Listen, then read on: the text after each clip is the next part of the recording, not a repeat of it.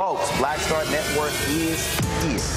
Hold no punches. I'm real revolutionary right now. Support this black media. He makes sure that our stories are told.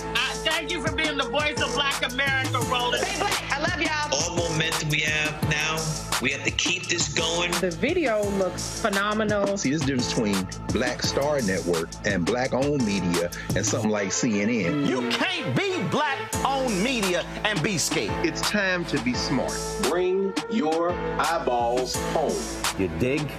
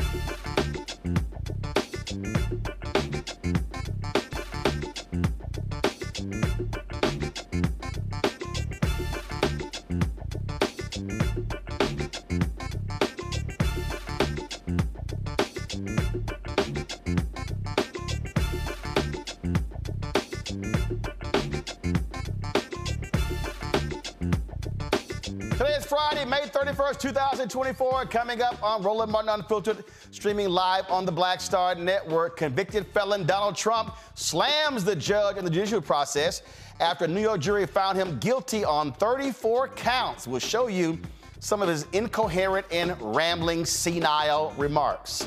Also, a former producer for The Apprentice said that Donald Trump used the N-word in reference to Kwame Jackson winning The Apprentice. Kwame joins us right here on Roland Martin Unfiltered. Major League Baseball records have shifted since the incorporation of the Negro Leagues. We'll talk with the grandson of Josh Gibson right here on the show. Plus, a Michigan judge is confused by a brother driving during his virtual hearing after his license was suspended. Damn, that brother's dumb. Plus, we're to talk about Black Voter Turnout and what needs to happen to ensure we are voting in record numbers in November. Plus, 103 years ago, today and tomorrow, one of the bloodiest acts of domestic terrorism in American history took place in Oklahoma. We'll remember the Tulsa Race Massacre. It is time to bring the funk. I'm Roland Martin Unfiltered on the Black Star Network. Let's go.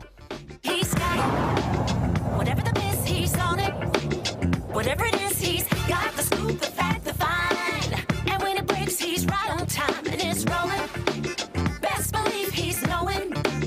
Putting it down from sports to news to politics. With entertainment just for kicks, he's rolling. It's on go, roll, y'all. It's Roland Martin, yeah. Rolling with Roland now. He's funk, he's fresh, he's real, the best, you know he's Roland Martin now.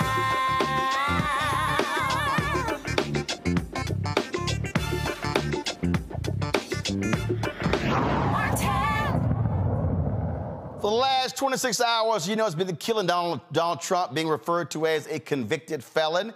The day after being convicted of 34 felony counts of falsifying business records, he stood before cameras repeating more false claims, lying about his trial, and really saying some of the most incoherent, crazy, dumb, and idiotic things. Well, then again, that's how he normally is. Roll it. If they can do this to me, they can do this to anyone. And these are bad people. These are, in many cases, I believe, sick people. When you look at our country, what's happening where millions and millions of people are flowing in from all parts of the world, not just South America, from Africa, from Asia, from the Middle East, and they're coming in from jails and prisons, and they're coming in from mental institutions and insane asylums.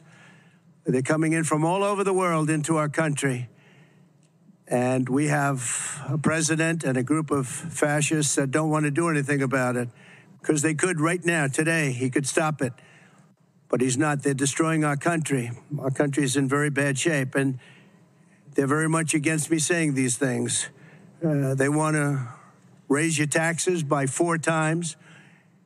They want to stop you from having cars with their ridiculous mandates that make it impossible for you to get a car or afford a car. Would make it very possible for China to build all of our cars. It's a very serious problem that we have. We just went through one of many experiences where we had a conflicted... All right, I can't listen to all that bullshit any further. President Biden went before the cameras today talking about a potential deal in the Middle East to stop the war there between Israel and Gaza, but he also addressed the conviction of the Orange One. The American principle that no one is above the law was reaffirmed. Donald Trump was given every opportunity to defend himself. It was a state case, not a federal case, and it was heard by a jury of 12 citizens, 12 Americans, 12 people like you, like millions of Americans who served on juries. This jury is chosen the same way every jury in America is chosen. It was a process that Donald Trump's attorney was part of. The jury heard 5 weeks of evidence, 5 weeks. And after careful deliberation, the jury reached a unanimous verdict. They found Donald Trump guilty on all 34 felony counts. Now he'll be given the opportunity, as he should, to appeal that decision just like everyone else has that opportunity. That's how the American system of justice works. And it's reckless, it's dangerous, it's irresponsible for anyone to say this was rigged just because they don't like the verdict. Our justice system has endured for nearly 250 years. And it literally is the cornerstone of America, our justice system. The justice system should be respected, and we should never allow anyone to tear it down. It's as simple as that. That's America. That's who we are. And that's who we'll always be, God willing. Well, and of course, you know it kills Donald Trump to see these newspapers, the front pages all across the country. Look at the Washington Post, Wall Street Journal, USA Today, LA Times, Chicago Tribune, Palm Beach Post, Tampa Bay Times, you name it. They all saying Trump guilty, guilty, guilty. Has to drive him absolutely crazy. Now, folks, the day of this actually happened, a longtime producer of The Apprentice came out and stated that his non-disclosure agreement had expired, and he came out and said that he personally heard Donald Trump use the N-word in reference to the potential winning of Kwame Jackson potentially winning The Apprentice. Now, that was talked about in 2016. People said, well, there was these rumors. But this was the first time you actually had someone on the record say they heard him say it. He said there are tapes. And so, joining us now from Spartanburg, South Carolina, is the first runner-up on the first season of The Apprentice, Kwame Jackson. Always good to see you. Scott Bolden should know, see, I don't mind having Kappas on the show. You don't always got to give it to you, Roland. Well, you don't always got to. Come on now. You know I had to go ahead and reference that. And look, you know, I even got on my little ode to 1906 black and gold, bro. I tried to work with you. Remember, without Alpha, y'all just Kappa Psi. We always do this. We start with this. Come on now. That's how we do it. Always good to see you. First off, I just got to get your thought. I had Randall Pinkett on yesterday. I just got to get your thoughts and reaction.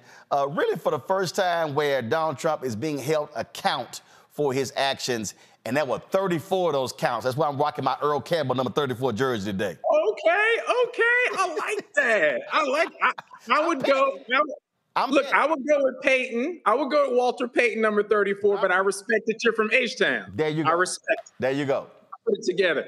You know, I feel like most black people feel. You know, you're one of the voices of Black America, and I feel the same. I feel like this is a jubilee moment, brother. I feel like this is the first time you can have somebody who needs to be held to account and actually see that person go into the system, see the system actually work, and then get a conviction on 34 counts of the other side. Now, the second part of that system is what we have to worry about, which is, what is the sentencing going to be? Is he going to do any time in jail? Is it going to be community service? Is it going to be house arrest? Hopefully, it'll be some assortment of those options so that we can see some accountability beyond just probation and a check. He had this news conference today and blaming everybody and deny. I mean, you swear he is perfect. He's done nothing wrong and everybody else just lying. Oh, I don't owe any small businesses. I didn't do this. I didn't do that. That right there, if you are a supporter of him, you are just accepting the fact that you are backing an utterly delusional individual.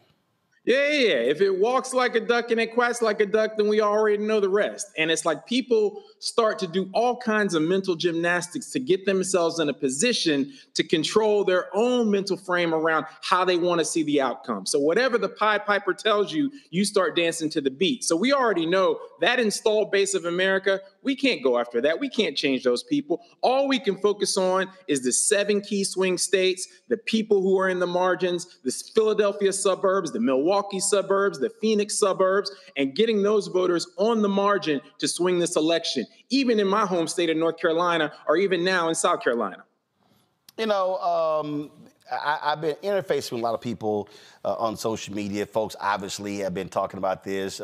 We've been getting a big kick out of this. There are all sort of memes that have been going around.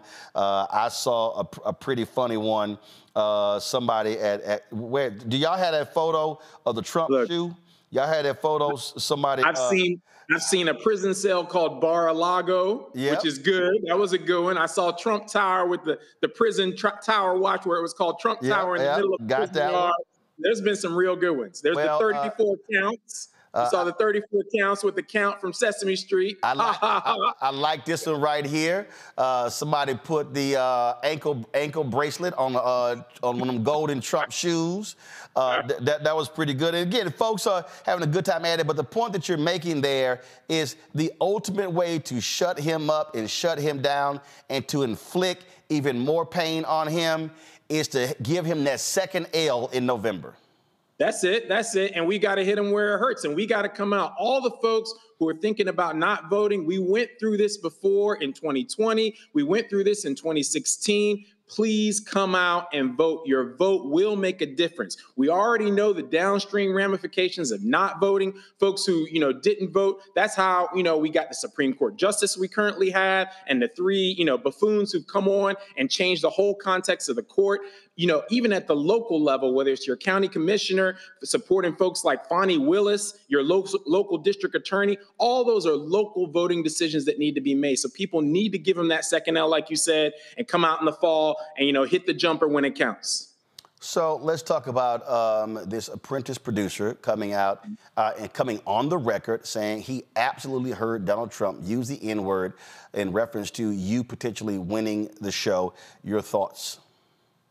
Well, number one, he didn't say it to my face. Let's be very clear about that, because that's not going to work out the way he thinks it's going to work out. So I never personally heard it, but Bill Pruitt is a producer who was on the show. He was a friend. He was always a stand-up guy. And, 20 years later, look, it's a day late and a dollar short. So he's not going to get any profiles encouraged, John F. Kennedy style, from me for coming out, 20 years later when he had that information that could have helped the election.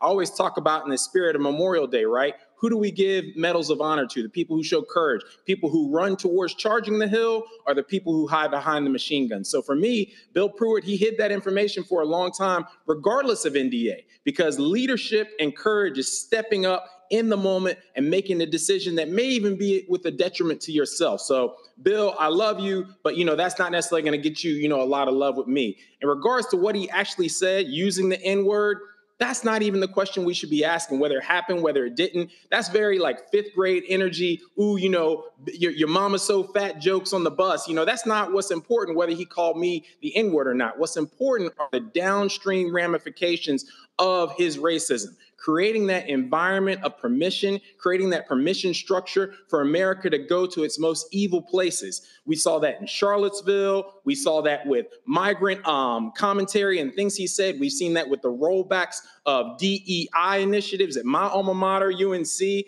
at my other alma mater, Harvard. We saw that with Claudine Gay, the president of Harvard, losing her job. We've seen it in so many other areas where racism has been given that permission structure, and that language really started with Donald Trump. So his use of the N-word is really an avatar for America's acceptance of racism. We are okay with both overt and covert racism, and that's a hard, cold reality of what we need to face, and it presents an opportunity to do the work to pull ourselves out of that hole. Well, it's interesting you have Pruitt who says that this is on tape, but Mark Burnett is like, oh, this is not on tape at all.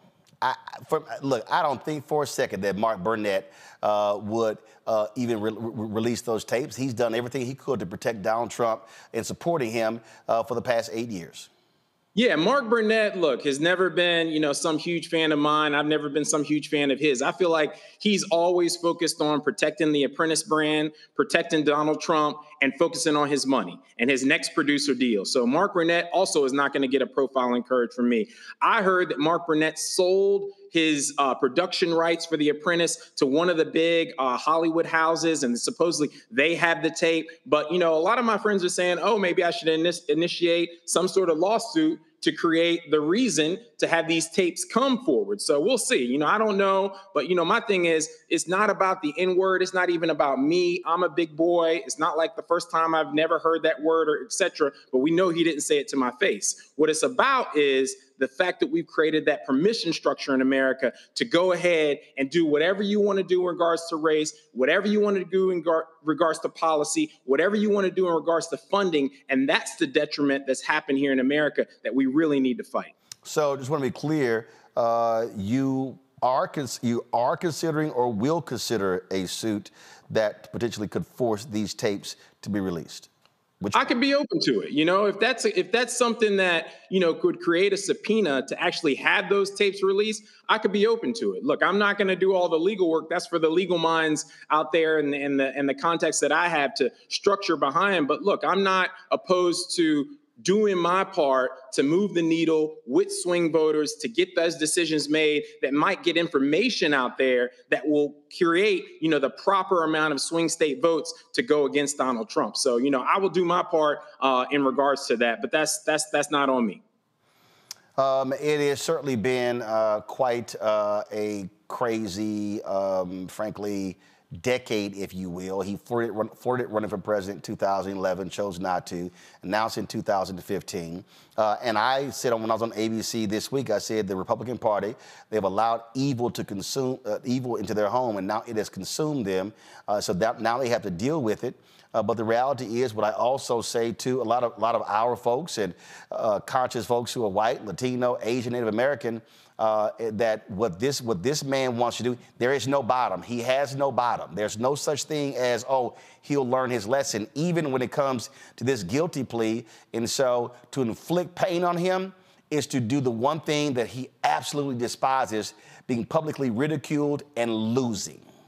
Yep, I definitely agree with that. The fact that what we can do is to do our damage at the poll in November. We can definitely do that. We also can do our damage by what we did to get this court to move forward with those 34 convictions. So essentially we've done that part, but now, like I said, let's hope that the sentencing is just as hard. But being able to constrain Donald Trump, to constrain his freedom of movement, his freedom of travel, his freedom to communicate, that's going to be something that he's never experienced in his life. And that's what I'm actually, frankly, looking forward to, because he pursued people like the Central Park Five with that same scarlet letter C, right? Convict, somebody who can't be trusted. You're a felon. You've done all these things wrong. You are evil. You're scum. He put that scarlet letter C on that Central Park Five, and now he has to wear that Central Park, that scarlet letter C that he tried to put on them, and he has to experience the system that he tried to put people in who rightly did not have any reason to be in there. That's something, a false narrative that he pushed that essentially now is coming back on him. All right, then. Kwame, always good to see you. And folks keep asking me if I'm going to bring my ascots back. Are you still doing your line of ties and stuff like that? You know, those are collector's items now, Roland. It's all about if people could find them, they have to find them like on eBay or whatever. But no, it was a good run, made a little money, and, you know, moved on to other ventures. All right, then. Well, look, always good to see you. Keep giving them hell. And you don't look too bad in that black and old gold. Yo to the noobs. Yeah, You can keep that little okay sign. All right. Kwame, I appreciate it, my brother. Thanks a lot. Thank you so much. Vote, America, vote. Yes, indeed, vote. All right, folks, got to go to a break. We'll be right back. Roland Martin Unfiltered right here on the Black Star Network.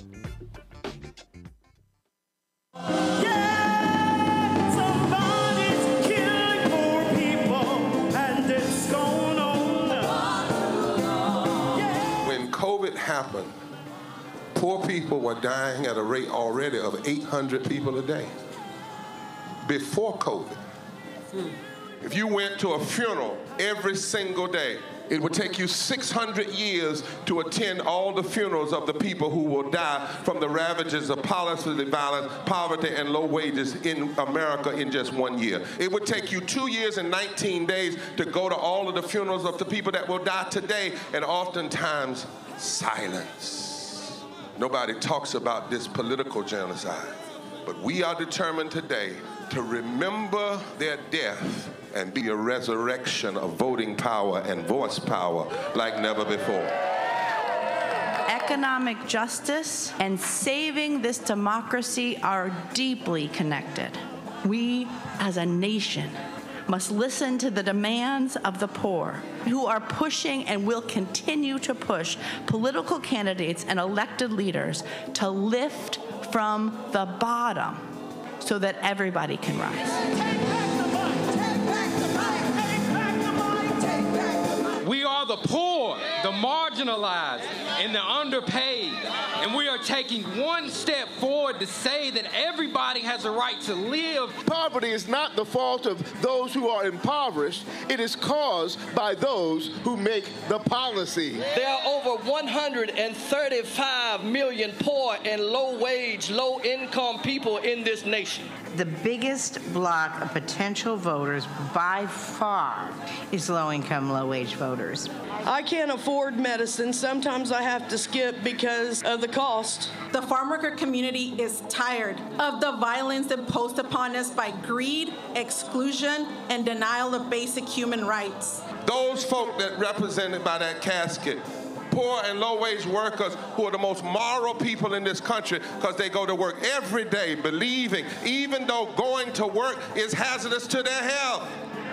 I'm tired of working 70 to 80 hours a week and still not have money for the necessity of bills. I'm tired of getting sick and not being able to go see the doctor. Having to make a choice to pay between rent or the light bill or food or clothes. You cannot claim to care about families and a culture of life and then do everything in your power to rob people of equal access to resources and to force them to live in poverty. Leadership of both parties have waged war on poor people and low-wage workers. And this government has treated people experiencing poverty, including their military families, with disdainful, deliberate, malicious neglect. So the truth is that my son died from poverty. We refuse to accept poverty as the fourth leading cause of death. The fourth leading cause of death in this, the richest country in the world. We march today for our children and the generations to come. And we need to do it with the loudest voices possible, the biggest actions possible. We will voice our demands and register our vote. When we stand up and when we stand together, things change. There is the electorate that is, and then there is the electorate that should be. 34 million eligible poor and low-income voters did not vote in 2016. If just 20% of those voters in swing states were mobilized around an agenda, they could change the political outcome of every election. So we're launching the most massive voter mobilization and turnout campaign in history of poor and low-wage voters, allies, and religious leaders. People are dying, but we know it doesn't have to be this way. And so we are calling on everyone to join us in this Poor People's Campaign, a national call for moral revival. We are here, we will be seen, we will be heard, and our power will be felt. We don't need to be an insurrection. We are a resurrection that will be felt across this country. Are you ready? Ready? Ready? Ready? We are a resurrection, and we are ready.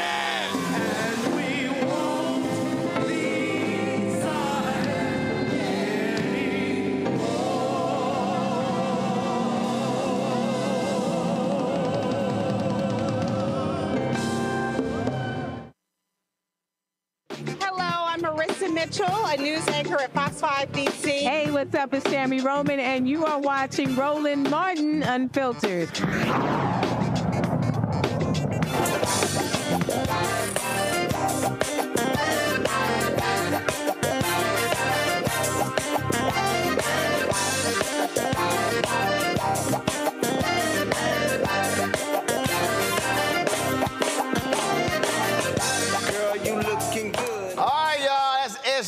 With the slow wine, but we ain't got a slow wine here. Y'all know we got to bring the funk today.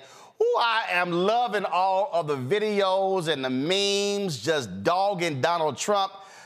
Hillary Clinton had this to say last night. Thank you. Thank you so much. Anything going on today?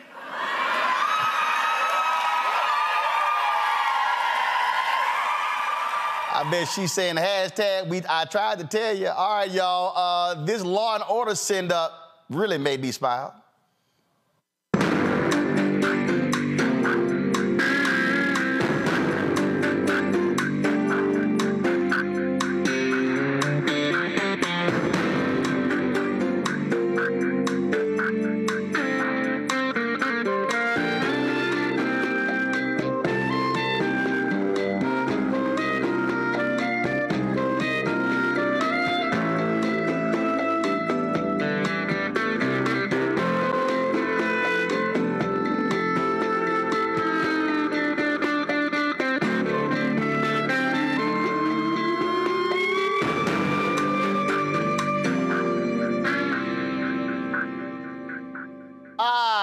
came from The Tonight Show.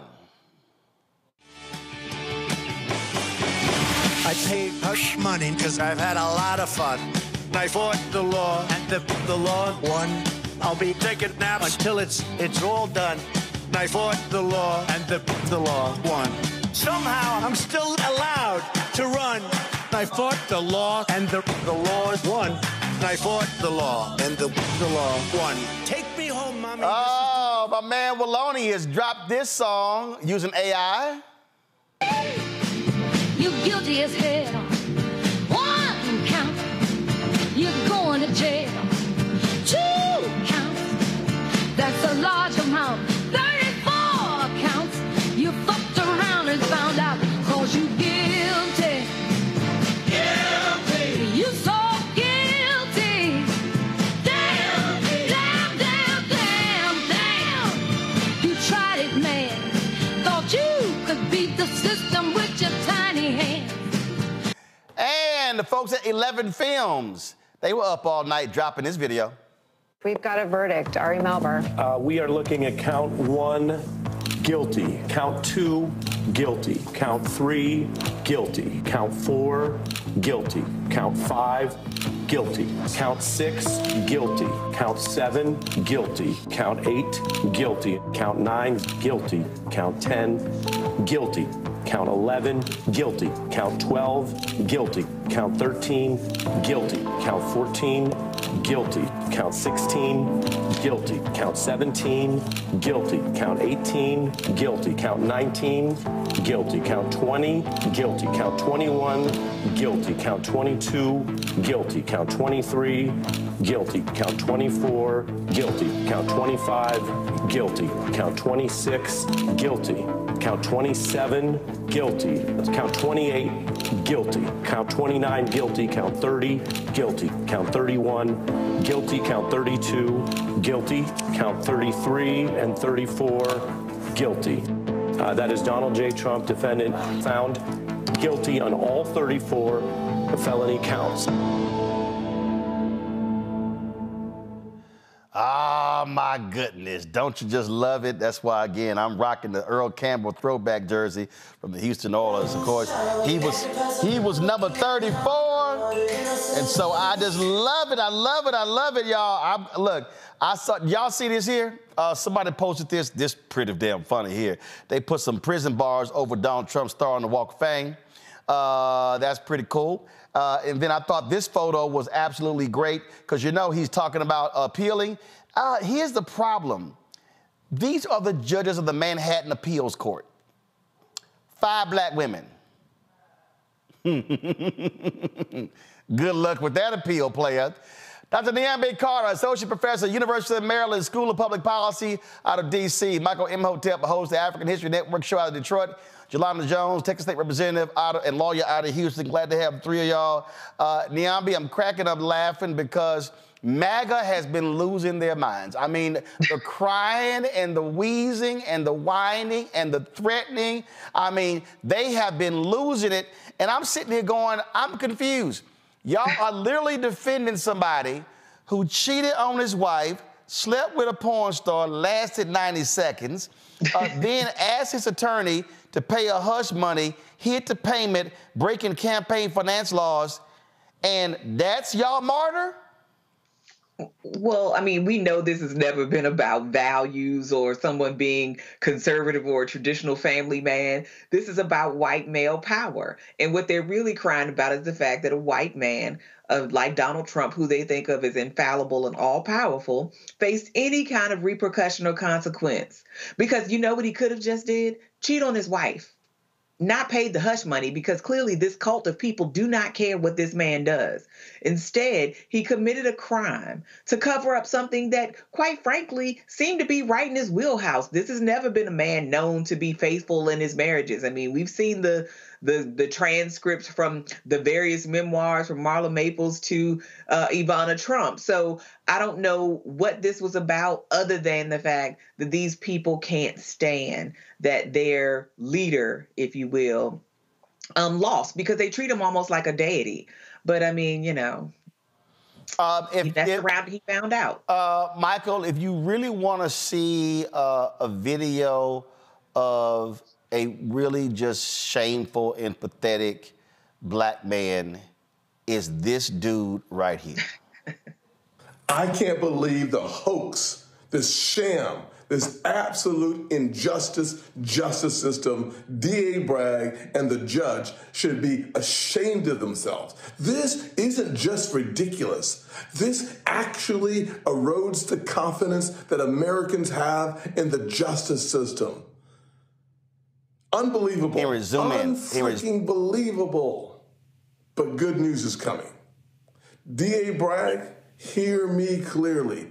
You cannot silence the American people. You cannot stop us from voting for change. Joe Biden's injustice, Joe Biden's two-tier injustice system, weaponizing the justice system of the United States of America against a political opponent, un-American.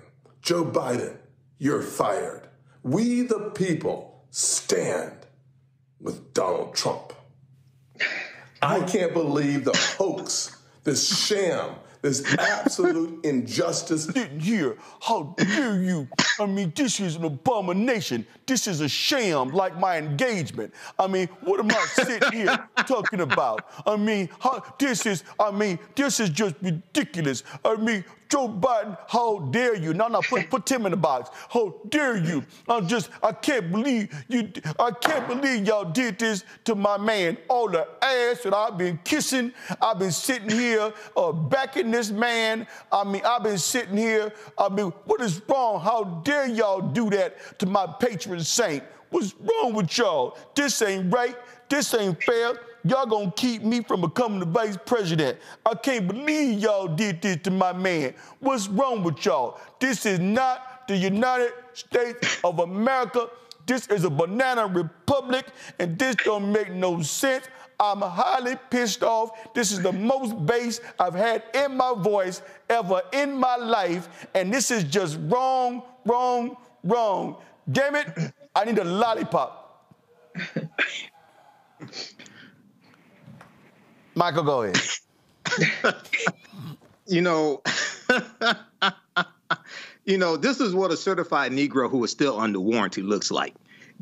Senator Tim Scott is a total disgrace. Okay. And I know he likes to talk about he went from picking cotton to Congress in one generation and things like this. But his ancestors to pick cotton in South Carolina, if they came back to see what he's doing now, they probably slapped the black off of him. OK, so this is a just ruling. Number one, it was a jury of Donald Trump's peers. He went out today rambling, and numerous news outlets have fact checks on the lies he was telling, like the Washington Post from Trump Tower lobby, a gusher of falsehoods about the trial. And then also keep in mind that during the 2016 campaign, Donald Trump was saying, Hillary Clinton's emails, but it was Donald Trump's own State Department. And I'm looking at the article from the New York Times, October 18, 2019. State Department inquiry into Clinton emails finds no deliberate mishandling of classified information. Okay, so it's very interesting why he wanted to hang that over Hillary Clinton's head during the 2016 campaigns, and we found out his own State Department exonerated her. He gets busted trying to influence the 2016 campaign. Okay, so this goes beyond paying just quote unquote hush money to an adult film star. This deals with trying to suppress information that he knew and his campaign knew would drastically influence the 2016 campaign against him. He was already saying he was losing votes with women after the Access Hollywood video came out. We have to use this as a teaching opportunity, because these videos and things like this, these are good. But if his ass wins the presidency in 2024, we're all going to be crying. Okay. And then lastly, I saw the picture and the meme that you posted about the 5 African-American female judges. I posted an article about this. they're 5 of 21 appellate court judges. And they're chosen, if you read the article, misleading photos suggest Trump would face an all-black, all-female panel of judges on appeal. It's from the Dispatch. These are 5 appellate court judges, but it's a total of 21 appellate court judges. And it's usually a panel of 4 or 5 that are chosen randomly. Michael, there's a phrase in radio called "go with the bit." You go with that comes from the Tom Jordan Morning Show. No. I work for 2 radio stations. Go with the bit. Right now, Michael, you're fucking up the bit. Okay? We don't need you explaining. You can go with the bit, but you also Michael, go with the bit. Don't mess the bit up. You got to, I read an article in the Dispatch, and there are actually 21. Michael, go with the bit. Don't fuck up the bit. Okay, I got it. Okay, no, Michael, go with the bit, okay? I know there are 21 judges. No shit. I Googled it, but go with the bit. I'm providing evidence. Damn, you Sigmas, yo, fuck shit up. Go with the bit. No, we don't. Yes, you do. All right. Go with the bit. Anyway. All right. Now, if y'all want to see somebody totally out of control, is Crazy Deranged Megyn Kelly. This is her last night on News Nation. And talk about just trying her best to kiss Trump's ass.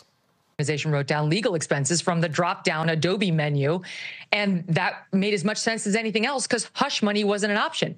He was paying his lawyer who had made the payment to Stormy Daniels, and he was, I believe, reimbursing her, though he denied that, reimbursing him, though he denied that on the stand.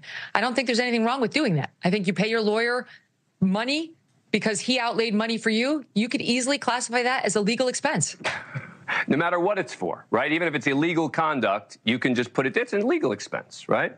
This wasn't illegal. There's nothing illegal about paying hush money for an NDA. It's done There's not. all the time. But when you're doing it to protect your campaign, it is.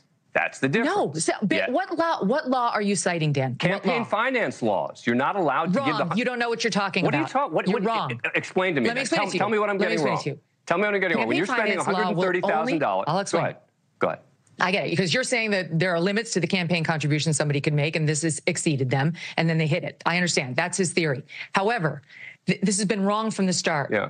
It does not amount to a campaign contribution if it is the kind of payment that could ever be made outside of the campaign context. That's not the standard. The standard is substantiality. It's not. It's substantiality. No, it's not. Yes, it is. You're wrong. Okay. No, it's not. I guess we're going to have to agree to There's been Supreme Court precedent on this. Talk to Brad Smith, who was the...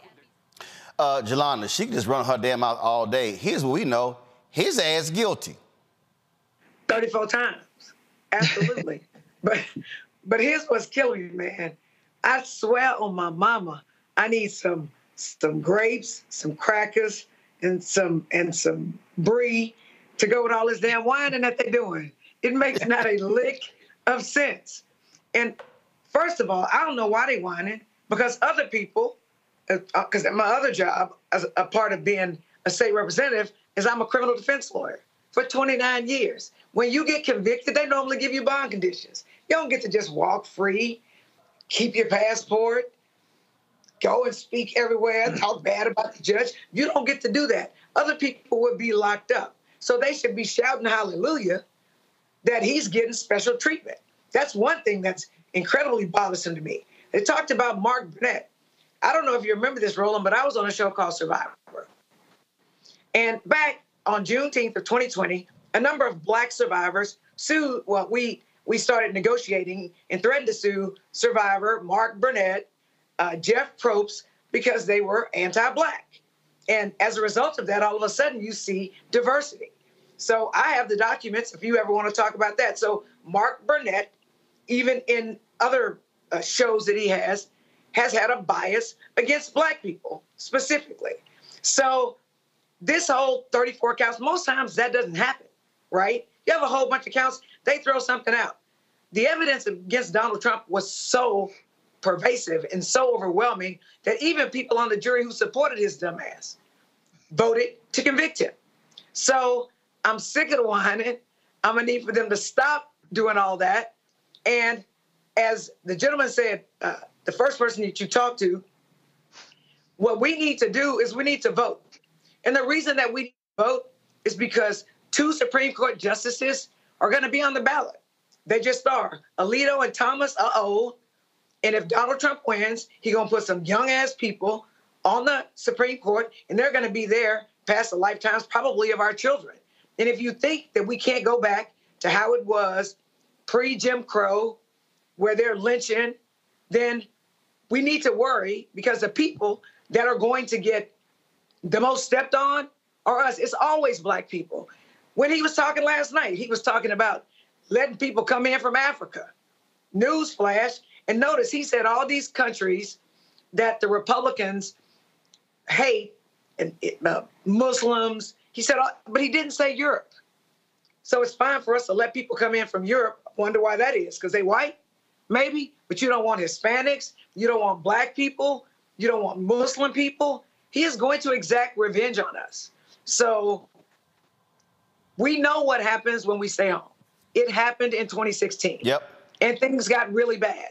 So we came out and we voted in 2020. Thank God. We better vote in 2024, because our children's lives and our grandchildren's lives are going to depend on it. And that's a fact. Now, when you talk about the whining, this to me was absolutely wonderful yesterday. Listen to this. I want to get John in for one final comment. If there is a conviction, what happens to markets tomorrow? Very simple. I think markets crash tomorrow if there's a conviction, but I think they will bounce back, because, look, even if they put Donald Trump in jail, I think the American people will vote him into president. We will vote him into the White House right out of the New York City jail. It's an outrageous trial, and people can see. But if there's a conviction, you think there'll be a crash? I think the markets will do very badly. What are you talking about, 1,000-point loss? I think we'll see at least a 2% drop. Okay. John Carney, I want to thank you. That was y'all John Carney. John Carney said the markets are going to crash. They're going to tank. They're going to be down 2%. Here we go to my iPad. The Dow gained 600 points today, y'all. So all that nonsense didn't happen. Do y'all see how crazy these people are? Understand, they predict doom and gloom, and it was up 600 points. Let's beat his ass by at least 400 electoral college votes, because again, that's the way you really stick it to them. All right, y'all, I got to go to break. We come back. We're going to talk about Major League Baseball. Josh Gibson, of course, now sitting at the top, several different records. We're chatting with his grandson next, right here on Roland Martin Unfiltered on the Black Star Network. Support us in what we do, folks. First of all, join our Breed the Funk fan club. Our goal is to get 20,000 of our fans contributing on average $50 each for the year. That's $4.19 a month, 13 cents a day. Y'all ain't getting this kind of show nowhere else. You don't have this much flavor and this much color on MSNBC, CNN, Fox News, ABC, NBC, CBS, Young Turks. We know ain't no black-owned media doing anything like we doing. None of them. Not Ebony, not Essence, not The Griot, not Black Enterprise, not Blavity, not any of these folks. They ain't doing what we do. This show 2 hours a day, plus our weekly shows, the content we do, the Rolling with Roland interviews that we do with all kind of great folks. Mark Curry is in the control room right now. Y'all, he's performing in D.C. this weekend. Go to the app. You can see my one-on-one interview with him. Y'all, ain't nobody doing this here. Your support is critical for us to do what we do. Everybody who gives during the show, hit me up, and we are going to shout you out. P.O. Box 57196. Checking money orders. P.O. Box 57196. Washington, D.C. 20037-0196. Cash App, $RM Unfiltered. PayPal, R Martin Unfiltered. Venmo is RM Unfiltered. Zelle, Roland at RolandSMartin.com. Roland at RolandMartinUnfiltered.com. Download the Black Star Network app. Apple phone, Android phone, Apple TV, Android TV, Roku, Amazon Fire TV, Xbox One, Samsung Smart TV. And we come back, some breaking news out of Florida in the case of Airman Roger Forston, who was shot and killed by a sheriff's deputy. I had that for you when we come back. You're watching Roland Martin Unfiltered. Back in a moment. Fanbase is pioneering a new era of social media for the creator economy. This next generation social media app with over 600,000 users is raising $17 million, and now is your chance to invest. For details on how to invest, visit startengine.com/fanbase or scan the QR code. Another way we're giving you the freedom to be you without limits.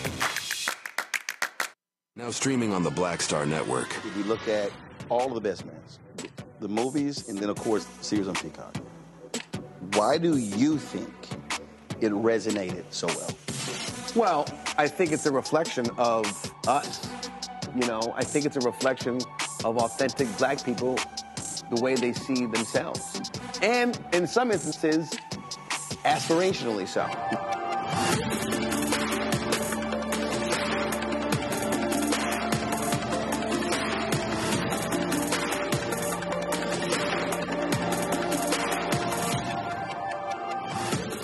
This is Reggie Rock Byford. You're watching Roland Martin, unfiltered, uncut, unplugged, and undamn believable. You hear me?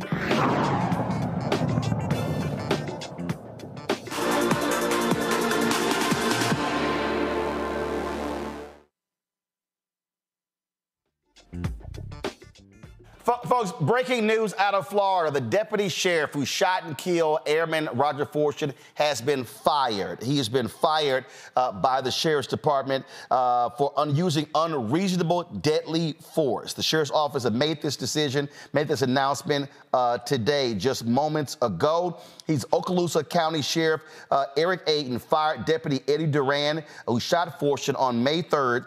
After responding to a domestic violence call. This is the body cam footage here when he showed up on the scene. The sheriff here, of course, Fortune opened the door.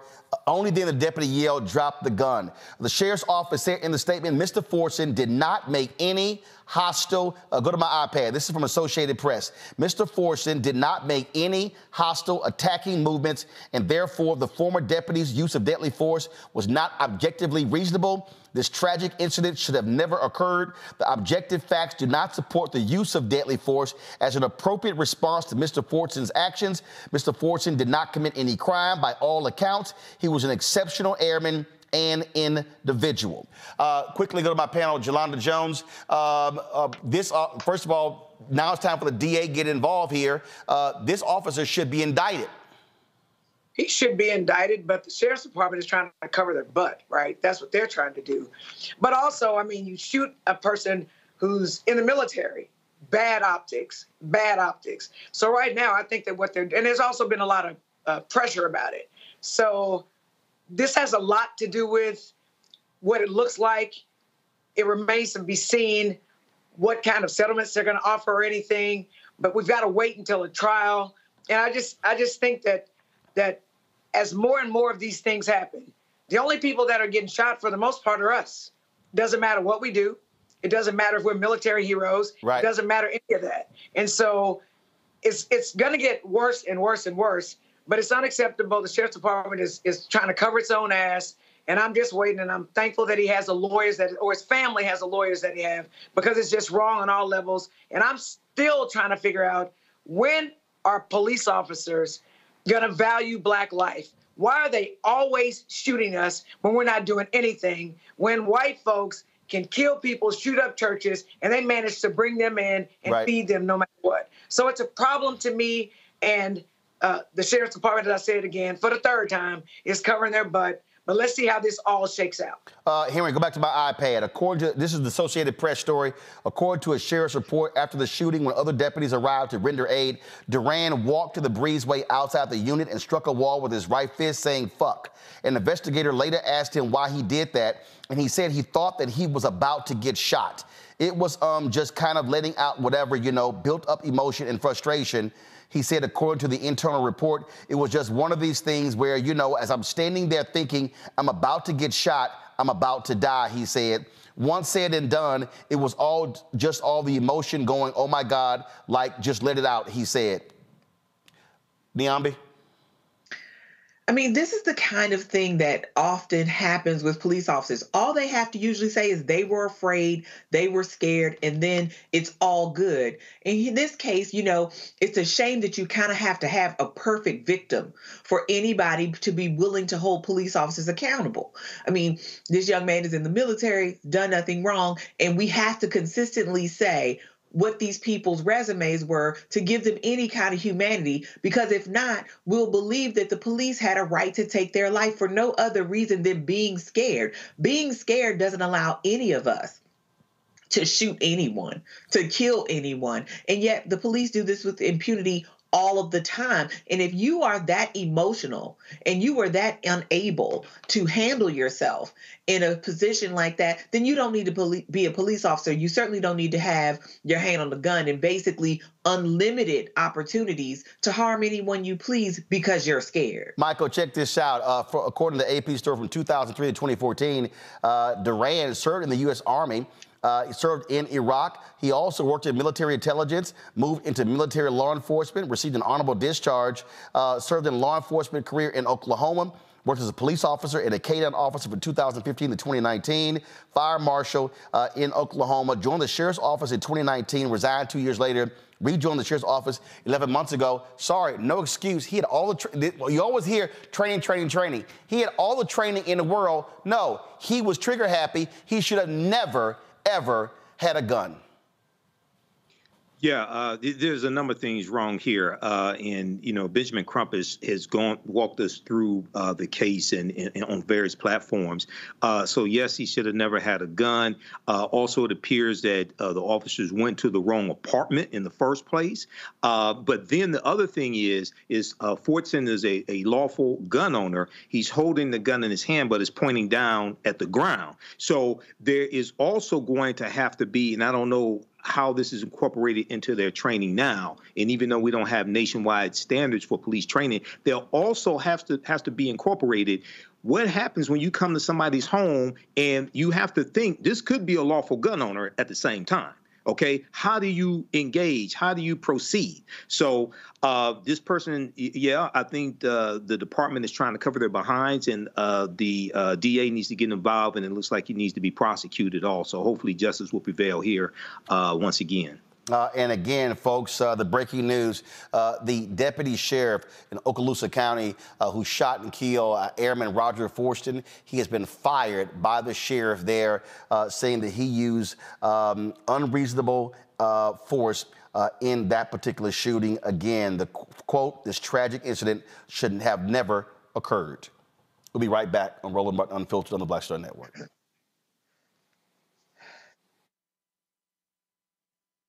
First, President Barack Obama's road to the White House. We got about 500 copies of the book available. And so this actually is all of the coverage of the 2008 election.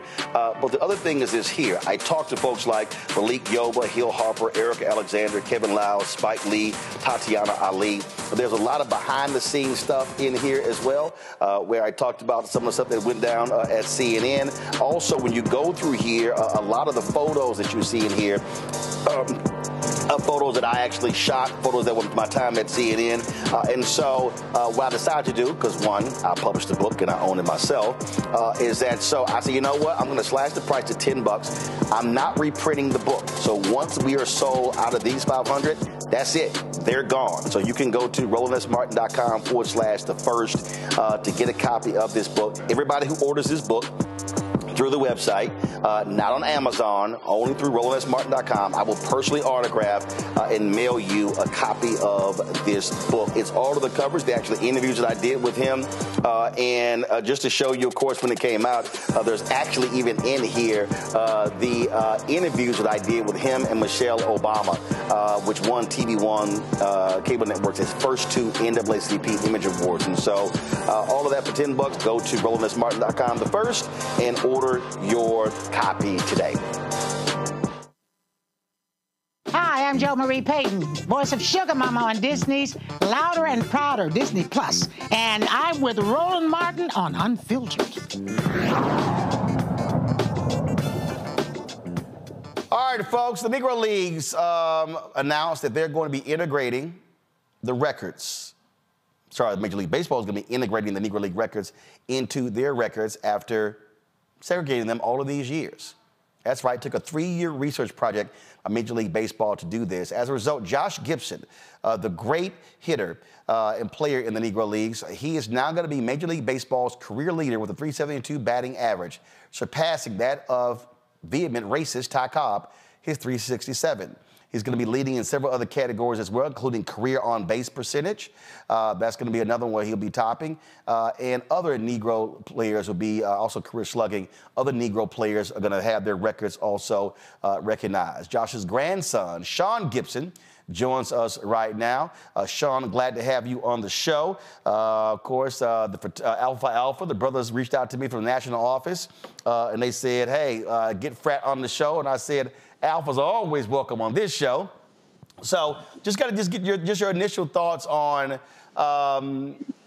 Major League Baseball. Let's be real clear. The real Major League stars were in the Negro Leagues, but for Major League Baseball to do right by these players for fans and for the future. Yeah, you're right. We never considered the Negro League Baseball players. We always been considered major leaguers to our family. But Wednesday was a great day, not just for Josh Gibson, but for all the Negro League family members. This is a long time coming. As you mentioned, this actually started in 2020.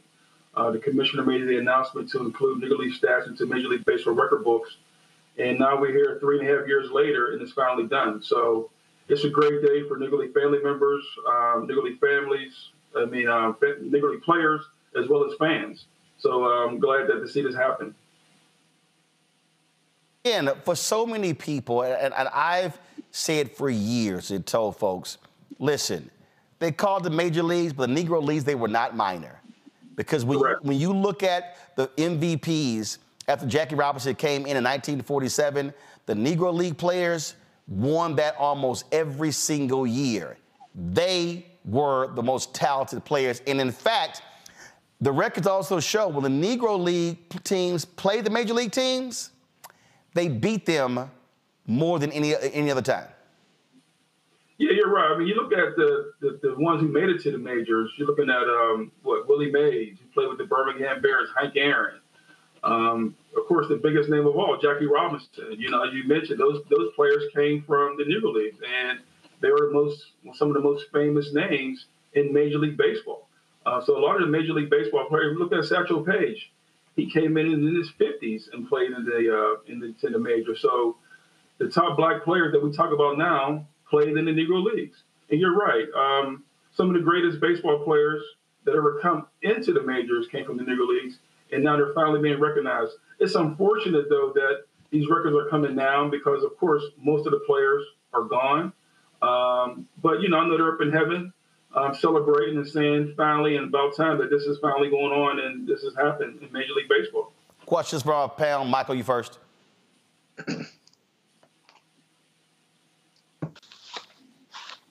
Okay. Hey, thanks for coming on and sharing this information with us. Can you talk about the gentleman's agreement going back to 1887 that actually banned African-American players from Major League Baseball, because you did have African-American players before 1887. Can you talk about that some, please? Yeah, for sure. Yeah, you're right. With this ban, you know, we all know who's the famous first baseball player, Moses Fleetwood Walker, right? And we all know he was the most famous in the early 1800s. But again, with segregation going on, it just has that time that happened that they wouldn't allow nobody else, you know. And I'm pretty sure Moses was probably, one of the dominant players back then. And they knew that African-American players can play this game either with the white players or even better. And it was said that, they stopped it back then. But as we all know, Kennesaw Mountain Landis, who was the commissioner of Major League Baseball, denied over 3,400 African-Americans to participate in the major leagues. And so it was just a tragedy that these players never had a chance to play. Right. All right. Thank you. So how do you think this might maybe bring black kids back to the sport? My nephew played baseball, but I think part of that, I know so many people like my grandparents and others who loved baseball, and it was no small part because of black players. But that representation has been lost, gone. The greatness of these black players has been largely held up by black communities. So what do you think this may mean for black kids' interest and desire to play baseball. Well, I hope this does a great. It does a lot for black baseball. With these young kids nowadays, there's not a lot of black kids playing baseball right now. A lot of black kids are playing basketball and football. But right now we're trying to get more kids playing baseball. There's a new video game called MLB The Show that focuses on the Negro Leagues. So, it's more about educating these young people about the Negro Leagues. But I think right now, even with Major League Baseball, back in the 70s, it was around 27% of African-American baseball players in the major leagues. Now we're down to about 6 or 7%. And so, RBI programs and, like you said, your local communities having teams within the inner city, hopefully this will bring back the game. But also, I think now when you Google who is one of the top players in Major League Baseball, you're going to see people of color who look like them. They're taking the place of the Ty Cobbs and the Babe Ruths. So hopefully now our young people can understand that, learn the history of the game and also play the game can also be a great part of the game with these young people for today. Yolanda? So I think it's about damn time that Major League Baseball recognizes black players. But here's the truth. Whenever we go into white spaces, we dominate. All you got to do is look at Venus and Serena, Tiger Woods. You look at when we're allowed. When they had segregated football, they get a black guy in football. Next thing you know, the Southwest Conference got black people everywhere because they just want to win. So I would actually not at all be surprised if the white people had to play against the black people, then black people probably have all the spaces. That's just what happens.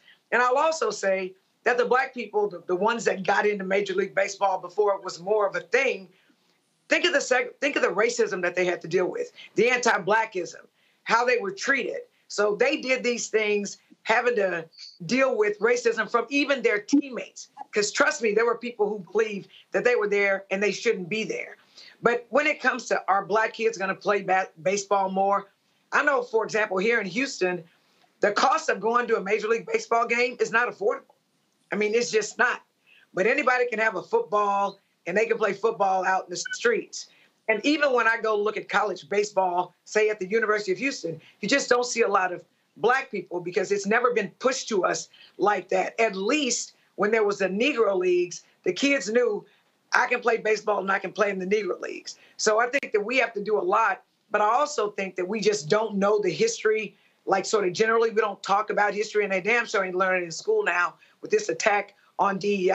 So I think it's going to take a lot from our community in order for us to get black kids to appreciate baseball and to play baseball, is what I think. Sean? Well, you made a lot of good points. The first thing is, as you mentioned, that, the segregation, right? I've been talking about this for the past 2 days. One thing I want people to understand is that when you see the Negro League stats, they earned those stats. They weren't given those stats, they earned those stats. When Josh Gibson did 466 in 1943, he earned that. And as you mentioned, Negro League baseball players had to endure a lot just to even get to the game and play the game. They had to endure racism, not being able to go to certain hotels, not being able to go to certain restaurants, dealing with the KKK. And they had to endure all of that and still go to the stadium and still play the game at a high level. Major League Baseball players had to do all that. And so when you talk about the difference between Major League Baseball players and Negro League Baseball players, our guys had to do over a lot of trials and tribulations just to play the game of baseball and play it very well. But for our young people, though, again, like you said, the main thing is right now is that now they will be able to see, do the research, understand. And I think the most important thing is that we have to understand the Negro Leagues is not just about stats. It's a whole bunch of history that come with the Negro Leagues. It's all about the history as well of the numbers. It's not just the numbers, but it's also the history as well. Well, absolutely. Well, this is absolutely fantastic. I'm happy for all the descendants of Negro League players, and again, for the new generation of folks to understand and appreciate the fantastic play of these athletes. And so it's always wonderful. For folks who don't know, are there any statues or monuments out there for Josh Gibson outside of the Negro Leagues Museum in Kansas City that if people want to visit? Can you tell them about that? Yeah, there's several. There's a statue in D.C. At the Nat Stadium. People always ask, well, why is there a statue of Josh Gibson in Washington, D.C.? Because the Homestead Grays actually played half their games in Washington, D.C. It was a gentleman's agreement to play half their games in Washington, D.C. There's several landmarks here in Pittsburgh as well. But for all the other Negro League baseball players, there's several landmarks in different cities. St. Louis has a Cool Papa Bell statue. Wilmington, Delaware, Judy Johnson.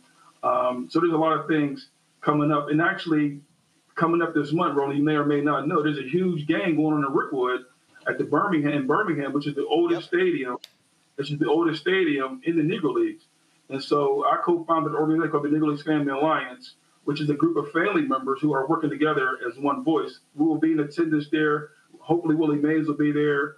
And we have two of our other players, excuse me, Mr. Ron Teasley, who's 97 years old. He plays the New York Cubans, who will be there. So we're very excited to celebrate that at the oldest stadium in the Negro Leagues in Birmingham. And that's taking place on Juneteenth, correct?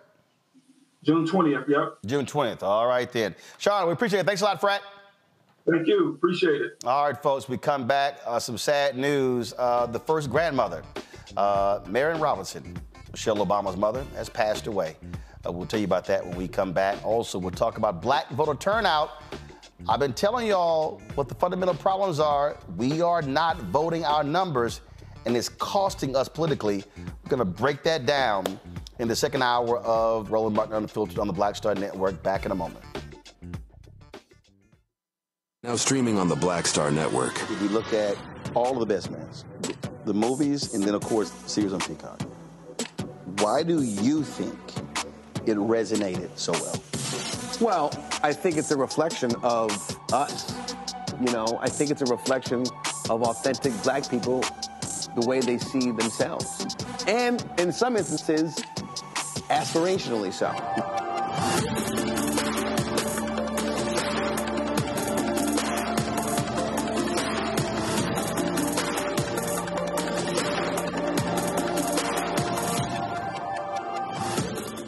On the next A Balanced Life with Dr. Jackie, we're talking all things mental health and how helping others can help you. We all have moments where we have struggles, and on this week's show, our guests demonstrate how helping others can also help you.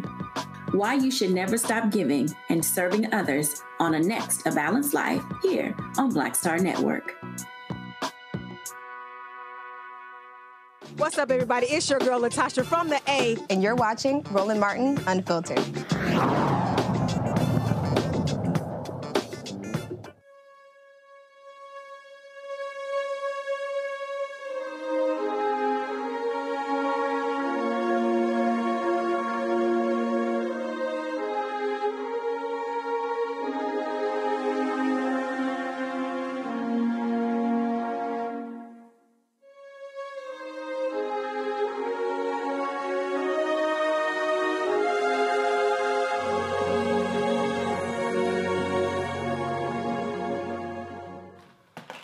Folks, Marion Robinson, the mother of Michelle Obama, passed away today at the age of 86 years old. Many folks, of course, remember her traveling to the White House to stay there, along with her daughter, her son-in-law, as well as their two children.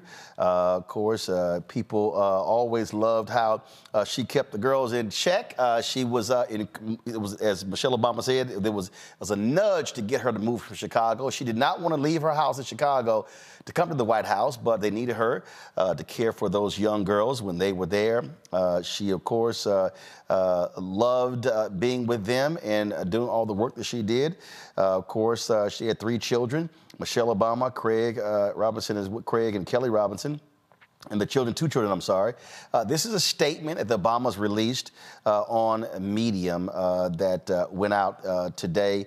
Marion Lois Shields Robinson, our mother-in-law, and grandmother had a way of summing up the truths about life in a word or two, maybe a quick phrase, and made everyone around her stop and think. Her wisdom came off as almost innate, as something she was born with, but in reality, it was hard-earned, fashioned by her deep understanding that the world's roughest edges could always be sanded down with a little grace. And so this is the full statement. She was one of 7 children on the south side of Chicago. The statement says it talks about, again, raising the 2 children, being involved with the PTA, and of course, being very much involved with her children's life and her longtime husband as well. And you see here where they said with a healthy nudge, she agreed to move to the White House with Michelle and Barack. We needed her.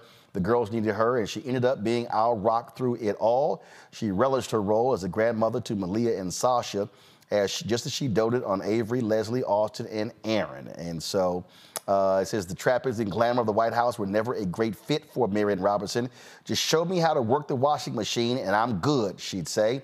Rather than hobnobbing with Oscar winners or Nobel laureates, she preferred spending her time upstairs with a TV tray in the room outside her bedroom with big windows that look out at the Washington Monument. The only guest she made a point of asking to meet was the Pope.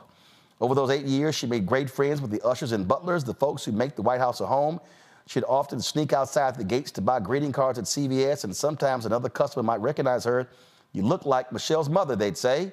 She'd smile and reply, oh, I get that a lot.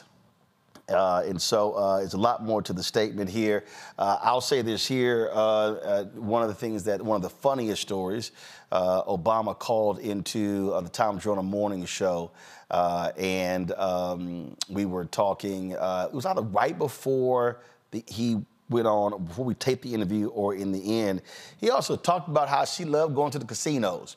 And then he was talking to, finally he went, hold up, we may not even talk about that. So y'all go ahead and strike that from it. So I remember that we all cracked up laughing about Marion Robertson loving the casinos. And so certainly we send our condolences to the Robinson family, to the Obamas as well. Marion Robinson, 86 years old, the first grandmother passes away. And so condolences again go out to her. We'll be right back.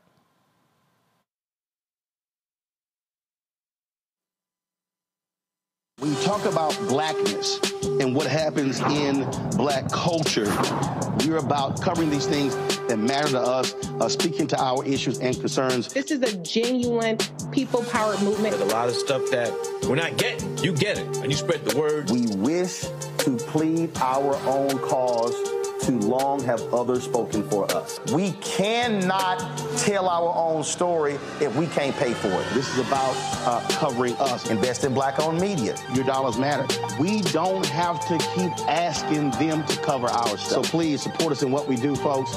We want to hit 2,000 people, $50 this month, raise $100,000. We're behind 100,000, so we want to hit that. Y'all money makes this possible.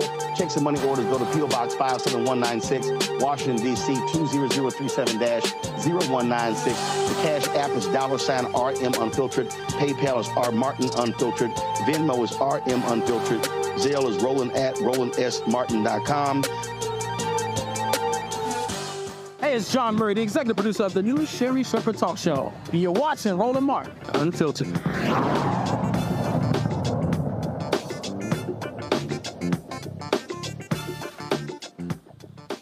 Yellow Herders talk about all day the importance of voting. We focus on that a lot. You've heard me say repeatedly, voting is not the be-all to end-all. But what is important for our folks to understand is that, unfortunately, what we are not doing is using all of our power. Over the last several election cycles, black voter turnout has been down. Look, now we totally understand that because the historic election, the nation's first black president, caused record numbers in 2008 and 2012. Now we're seeing those numbers drop back towards pre-Obama levels. But here's the problem with that.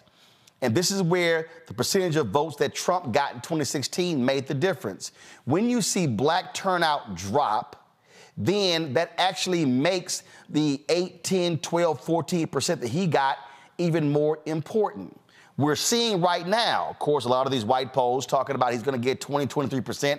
None of the black polls show that. But the problem that we have to understand is that whether we're talking about Biden versus Trump, whether we're talking about Jeff Landry becoming that MAGA Trump-light governor in Louisiana, whether we talk about what's happening in other states, Kemp in Georgia, or county level, mayors or whatever, when black people are not maximizing our voting power, what we're doing is we are making it possible for folks who do not support our positions, who do not stand with us, to then have power and for them to then be able to determine our fate. I made that particular point as the elections were going on in Louisiana. Activist Gary Chambers was on the show talking about that. Gary posted this, give me 1 second. He posted a series of things on Instagram talking about this very issue. We kept driving this point home, and you know what? A bunch of other black media was real silent. And see, so my problem for right now is I don't want to see these black media people right now doing stories and posting tweets about what's happening in Louisiana if y'all wasn't saying a damn thing before he got elected. And there's a whole bunch of folks out there now complaining about the bills being passed, the power grab that he's involved in. And guess what? They were real silent when it came to trying to get people actually registered to vote. And so what do we now have? We now have a far right-wing MAGA Republican who is seizing power because they now have a supermajority in the legislature, and so they can do whatever it is that they want. And so when we talk about these things, what could happen if Trump wins in November? If you think what's happening in Louisiana and Mississippi and Alabama and Florida and Georgia and Arkansas and Tennessee is bad, oh, boo, you ain't seen nothing until they take the White House and the United States Senate in November. Joining us right now is Gary Chambers, activist out of Baton Rouge. Also, we have Dr. Robert Biko Baker, visiting assistant professor at the University of Wisconsin-Milwaukee. Gary, I want to start with you because we have, let's be real clear, we've got ops right now in our community. We've got black people with platforms, with following, who are saying, don't vote, don't vote, don't vote. They ain't done nothing. They ain't done nothing. I had some dude who's a foundational black American tweeting about, oh yeah, Trump 2024, we're gonna make these Democrats pay. And the reality is, and I said, well, that's pretty interesting because you say you want reparations. I said, ain't a single Republican out there standing for reparations. I said, everything on your agenda, they against, but you hollering Trump 2024. And we have to recognize that there are people who are invested in keeping black people from not going to the polls. And when that happens, then we screw ourselves because we're not taking advantage of our power. You know, Roland, you're absolutely right. We have it seems like an all-out assault from some folks in the hip-hop and entertainment industry, a lot of influencers out there. And when you say don't vote, you tell me that you fundamentally don't understand how the government works, especially if you are somebody who's paying an immense amount of money in taxes. You don't stop paying your taxes, but you're going to tell me that you're going to stop voting. Every time you go to the store, the government takes some of your money. So what you're deciding is that I'm going to let other people decide who spends my money. You're also deciding who's going to determine the kids' schools. You're deciding who's going to determine who leads my police department. You're deciding who's going to determine the quality of the libraries in my community, whether or not my potholes get fixed. There are people who have the privilege of being single-issue voters. I understand the terrible genocide that is taking place in Gaza, and there's a lot of folks who are saying, well, I can't vote because President Biden is leading this effort in Gaza as far as the funding goes. Here's the reality. America has never not been bombing other countries. The reality is you just didn't know about it because you weren't tuned into what was taking place with the government that you've been funding. And so now that you're aware, not participating is not the pathway. You can't change the funding if you don't vote for the members of Congress. You can't change the funding if you don't vote for the United States senators. The president of the United States is not the only thing on the ballot, and you're short-sighted, I almost cuss, simple-minded individual if you believe that not voting for the president is hurting anybody other than you. You are hurting yourself when you don't participate in the process because you're allowing your enemies to decide who's at the table, deciding what's on the menu. I have never been in love with the party. I've never been in love with a politician, but I have been in love with black people.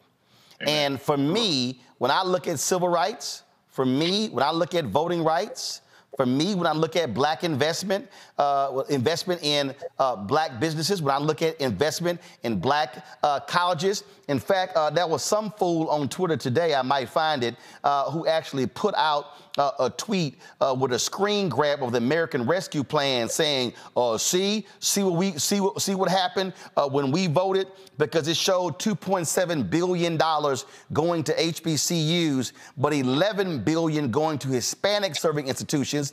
But this person was too stupid to realize that a Hispanic serving institution is any university that has 25% or 20 or 25% more Hispanics. Texas A&M qualifies.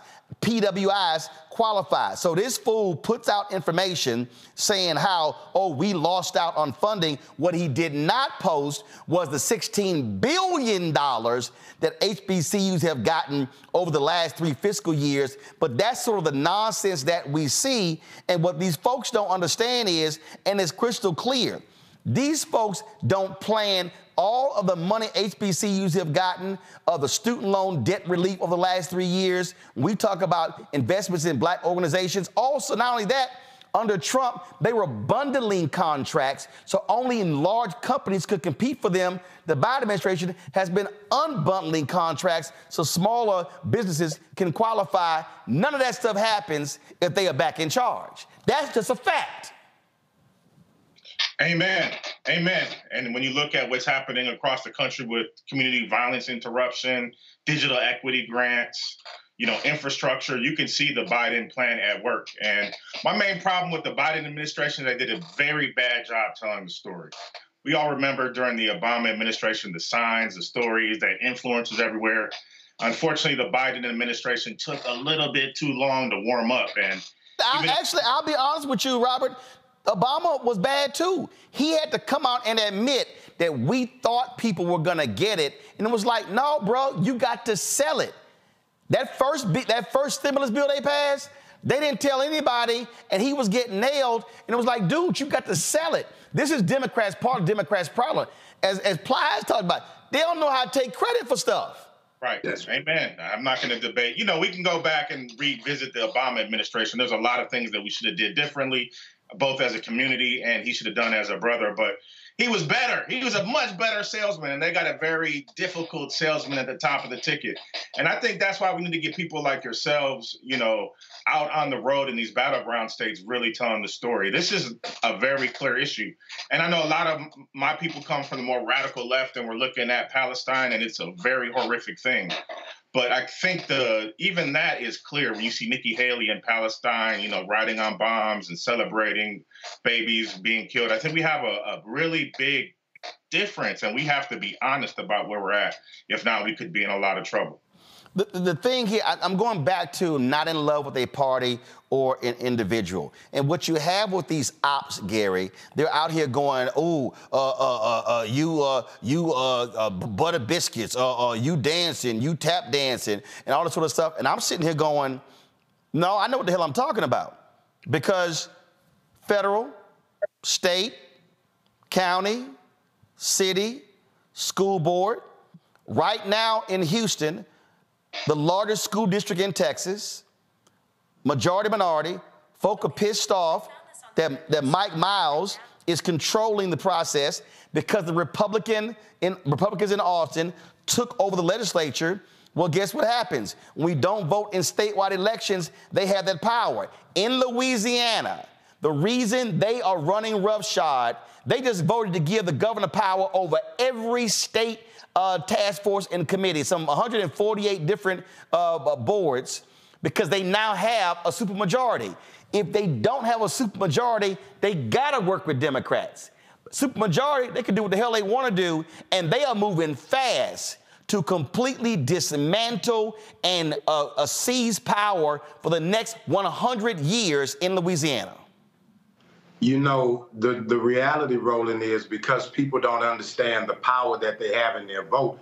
Not participating in the process is how Jeff Landry became the governor. This is a man who won an election with 30-something% of the people in the state showing up to vote. He won 50+% of that vote, which was about 19% of registered voters. 19% of registered voters is less than 20%. I think it's less than 15% of the total population of the state decided who the governor is because people just didn't go to vote. When you don't vote, you give other people permission to make decisions on your behalf. When you don't vote, you allow your enemies at the table for you. More importantly, you give the ability to say that everything that you are working for in your community is not of the same value as somebody else. If you don't understand the process, just say that. But don't sit here and say that people aren't doing anything. If you're frustrated with the speed of the process, just say that. But don't say that people aren't doing anything.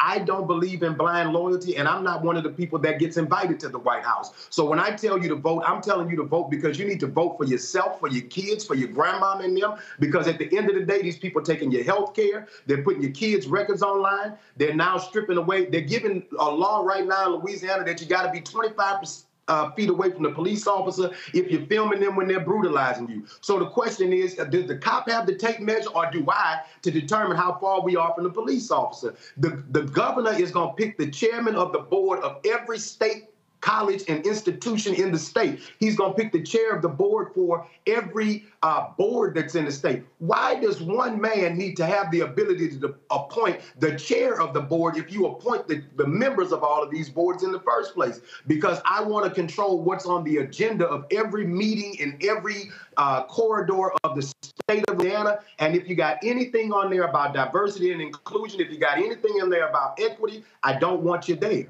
And that's because you just decided you couldn't go around the corner 5 minutes from your house and click some buttons in a machine to make sure that somebody was there to defend you and your family.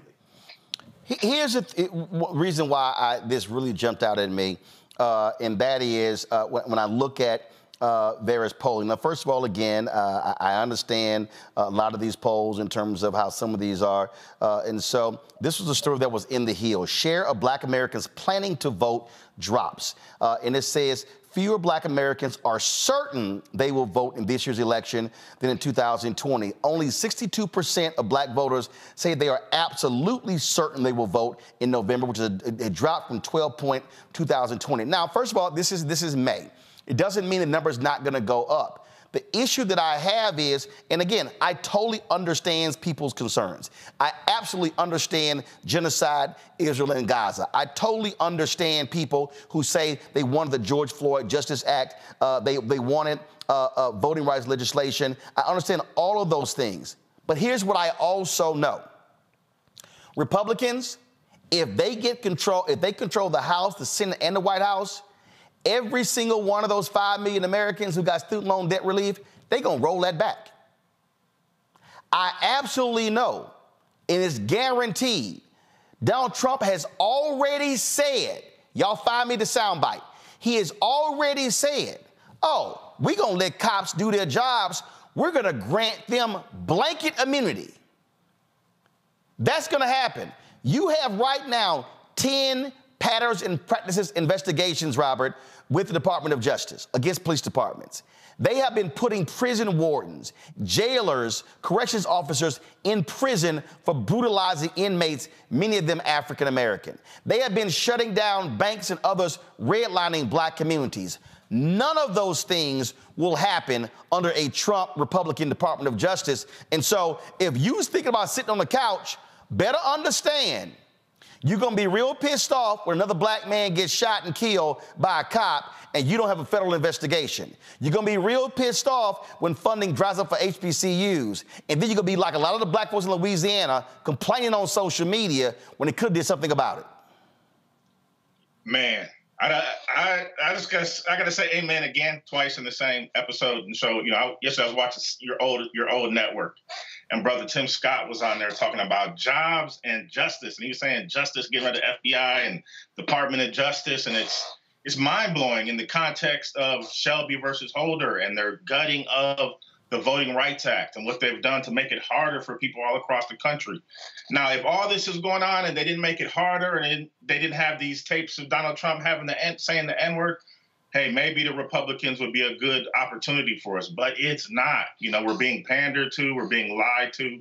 And unfortunately, the algorithms, Facebook and Instagram, they're lifting up people like Woe Vicky or King Garcia or academics, you know, these bloggers who have absolutely no, relevance in the political sphere, and they're making their messages hit our youth. And so they're being confused. And even my own son, who's pretty smart, yesterday I said, you see, they got Trump. And he said, oh, all politicians are like that. And that's unfortunate, and because our people have so much misinformation. And so hopefully we can do more to get your voice amplified in the battleground states. Niambi, this is a piece from the Brookings Institution. It says here, new voter turnout data from 2022 shows some surprises, including lower turnout for youth, women, and Black Americans in some states. Robert is right there in Milwaukee. Here's a fact.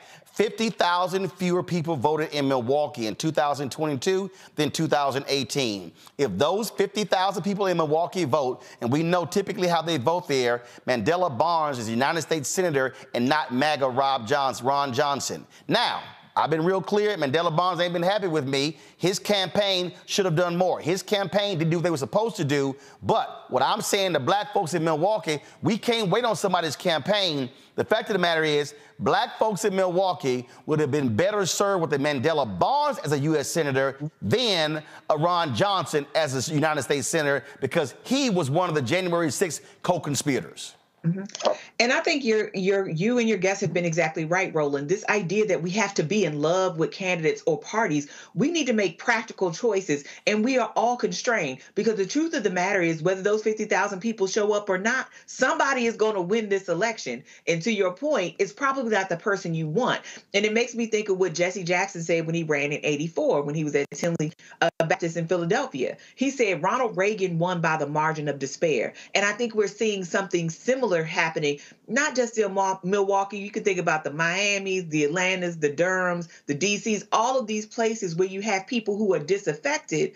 And like you said, I get the frustration, but politics in and of itself is meant to frustrate. It's not supposed to change quickly. That's the point. But when you think about everything that is at stake, we have to be real clear. We got to make the best decisions we can with the limited options we have. The options aren't going to change. The political system isn't going to change. And keeping our votes to ourselves just might mean we won't have a vote the next time, because these people are very clear about what they're trying to do. They've already done it in some places, but they're going to do it in other places. They are trying to destroy our communities. They're trying to destroy progress. They're taking away our citizenship rights. They want us to be what America used to be. They're not whistling Dixie on this. This is a real decision that they've been making, and they have been doing it since the civil rights movement. They have been working on this. You know how dogged and determined you have to be to wait for 60 years to do this kind of stuff, or to be planning for 60 years to do this kind of stuff. And they finally got their foot in the door. And you better know that if Donald Trump gets in again, Clarence Thomas, Justice Alito are going to step right on down. He's going to stack the lower courts. And then we're not going to mention all of the departments that he said he wants to get destroyed. Then you got to think about the people that are coming into governor's offices, into city councils, into school boards, who want to restrict our education and keep us learning from Tulsa and all of these other things that are important to us. I mean, these people have a plan for what this life is going to be, and it does not include Black people's well-being. You know, it really drives me crazy, Jolanda, when I hear these dumbasses say, man, there's some scare tactics won't work for us. Earlier, you talked about that Trump wins, Republicans win, they will appoint 2 new Supreme Court justices. Alito and Thomas will step down. Yeah. But we already see what happened with the last 3. The reality is Biden-Harris gets reelected, then they got to try to hold on, and if they try to step down, Democrats get to appoint 2. You already got 3 progressive judges. That would give Democrats the majority on the Supreme Court. Now, all of a sudden, you're talking about changing laws.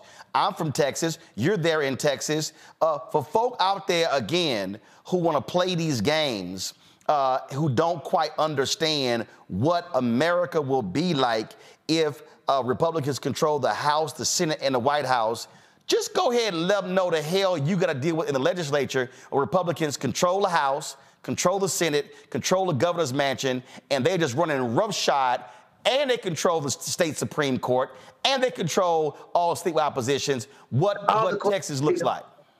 in all the courts of appeal. So it's very, very, very difficult. We go in, the Republicans have a majority in all the branches of government. So Democrats very rarely are able to get bills out of the House to get to the Senate. When we do get bills from the House to the Senate is overwhelmingly Republican. They vote down all of our stuff. And then the governor goes and he signs all of this anti-Black stuff. So I'm talking about Black people. And Roland, I want to say this really quickly. I'm really thankful that you have this station because the mainstream media is whitewashed and they don't tell the truth. But I think that what we need to be as Black electeds is we need to go into our communities and we need to connect the dots for them. People that are struggling. The way I grew, we have lights. We didn't have water. We got evicted all the time. My mother was trying to figure out how she was going to pay the rent, how she was going to pay the car note, how she was going to fix her broke car. So my mother wasn't paying attention to that stuff. And of course, we were worried about how we ate. So and also, Roland, there are digital divides. So some people who are poor don't have access to the internet. I say that to say this. When you're struggling, you're worried about the thing you can't pay or the thing that's keeping you down right now. We as elected officials have to go and we have to speak to people and connect the dots for them. Like you're mad that they've taken over HISD. Well, we need to have more state representatives and more state senators and a governor who appreciate public education. So you can't miss that election. Or you don't like, what they're doing in a school or how much they're paying. Well, you need to go to the school board. People don't know that. And I'm ashamed to say that when I ran for office and when I was 37 years old, I'm about to be 59, but when I was 37, I didn't know there was early vote. So a lot of people don't vote early, Roland, because they don't know there's early vote. And I was a lawyer by then. So we that know the system, we've got to go talk to people. And we also need for local electeds to go and talk to the people because they're around us. But one thing I'll say, and let me be clear, I'm a Democrat and I'm voting Democratic, but I'm challenging the Democratic Party in Harris County and in Texas to do better by Black people. You were the only media initially who followed that the Harris County Democratic Party, led by white men, were trying to remove Black women from the ballot who are running for judge. So we can't get media to cover these stories. They don't want to do that. We've got the same problem here with Pride. Pride, which I happen to be the first openly gay person in the Texas legislature, it finally has Black people on it. Well, a white group is coming. They're trying to take Pride back. The mainstream media won't cover it. And so what I'm saying to you is the people that are in the trenches where they are need to go and explain to their constituents because we're proximate to them. We're close to them because some people are just struggling so hard. And I think that we have time, Roland. That's what I'm excited about. We have time. It's May? It's going to be June. So we can go out and we can make a commitment. The elected, but we have things that we can talk about. We can come to you. We know you'll talk about it. But it's way more complicated than we think, but we cannot speak over struggling people's heads. We've got to connect the dots for them. Otherwise, we are going to be apathetic and we're just tired. And the thing here, and I appreciate talking about in terms of the role of the show here, I love these fools. I love these fools. Man, you sitting here begging for the money. Guess what? Let me be real clear. The political advertising money that we got in 2020, that paid for the staff for the first 6 months of 2021 because advertising dropped. Mm-hmm. Mm-hmm. Now, all y'all fools who talking all this mess, Sinclair, right-wing Sinclair, after the 2022 election, announced they made $314 million off of political advertising. And for all y'all folk who run y'all miles talking about, man, you trying to beg for dollars, understand this here.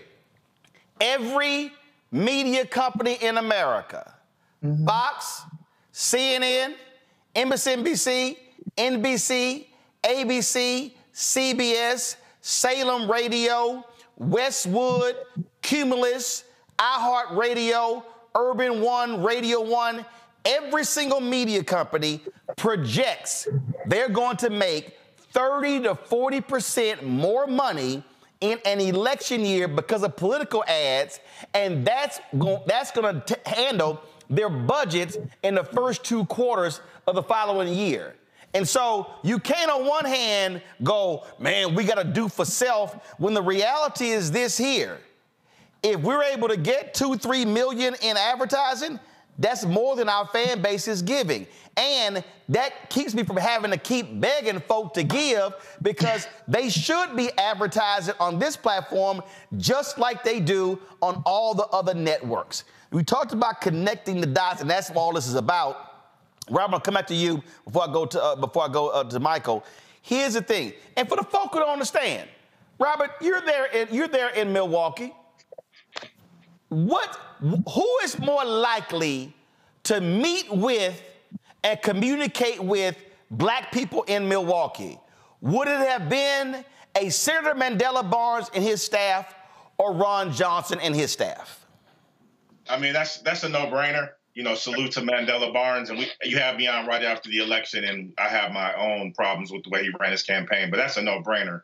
Mandela is still out in the community, and I just saw him at an event with Vice President Kamala Harris, and he was there smiling and shaking hands, so that's a no-brainer. Well, no. The reason I'm asking the question, because part of this thing that I need people to understand is that a lot of the issue with politics, Michael, is access. One, can you even get them on the phone? Two, can you even get a meeting? Three, can you get a meeting to make demands? It's one thing to say, we want this. It's something else when they don't even return your phone calls. Right? You just had a runoff in Texas. Dan Phelan, who's the Speaker of the House, got reelected. The Republicans said the only reason he won the runoff because Democrats crossed over. It doesn't matter if he went, they are his constituents. But the way Republicans operate, we don't even talk to Democrats. So I'm trying to tell our folk, this is why we can understand who's in power. Yeah. And that last word that you mentioned, Roland, is key: power. And this is what I've explained a number of times on this show. We have to explain to our people that you don't vote for exercise, you vote for power. You vote for policies that are beneficial to you, your community, your people, policies that are good for African Americans, are good for America in general. You have to look at why Republicans work so hard to suppress our vote. Why Shelby County versus Holder U.S. Supreme Court case 2013 was filed, because they've been trying to repeal or weaken the Voting Rights Act since 1965. Okay, and then when we look at those who are in support of a ceasefire in Palestine, and they're saying they're not going to vote for Joe Biden, they're going to go do something stupid like vote uncommitted. Well, if you listen to Donald Trump said he will cut off all humanitarian aid to Palestine. Number one. Number two, when he was in power, when he was in office, he banned Muslims coming from 7 countries. 3, Netanyahu wants Trump in office as opposed to Biden because he knows Trump will allow him to do whatever he wants to do. So we have to understand consequences. And I wanted the two brothers just to talk about how they explain to people on the ground, how they connect policy to conditions, because a lot of this is disconnected from us. We hear these different laws, we hear policies, we hear American Rescue Plan, things like this. But if you can just give us one, if you don't mind, 1 or 2 examples of how you connect actual policies in existence to conditions to connect the dots for people. Gary, you first. One of the things that I've thought is critical is that, you know, if you are not having conversations with the people that are running in your local community about what's taking place, then you can't expect those people to deliver on something that you're not putting a demand on. We're expecting people to come into our communities and do things that we haven't even asked for. When I first got into advocacy, there wasn't an emergency room close to my home because the previous governor, Bobby Jindal, closed hospitals in the state because he privatized health care.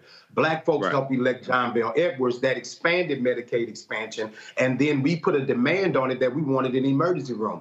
Now there's a $10 million investment after the term of John Bell Edwards where an emergency room is within 2 miles of my home. When you talk about police policy, after Alton Sterling was killed, we had a mayor in our city who was ignoring the calls of the community to change police policy. I don't know how many times I've come on Roland's show and talked about the advancement and the things that we've changed as a result of making Mayor Sharon Weston Broome the mayor. Matter of fact, we had the chief go viral because he was challenging the city council about the things that he was doing to hold police officers accountable in Baton Rouge. That doesn't happen if we don't elect the mayor and we're not involved in the conversation.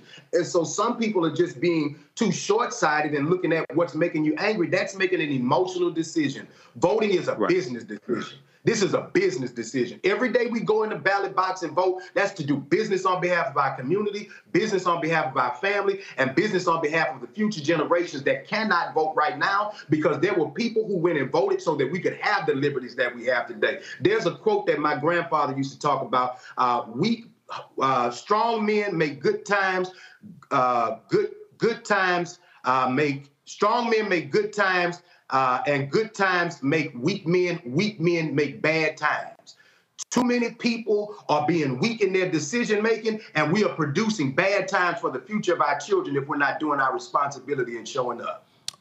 Robert, the thing that that is jumping out at me again as we're having this conversation, and again, I love it when the haters start talking, because my parents are watching. So I had the opportunity as somebody who was 8, 9, 10, 11, 12, 13, all the way up to now I'm 55, to be able to see two folk who never went to college, two folk who never made more than $50,000 combined, work with others to create a neighborhood civic club in Clinton Park in Houston.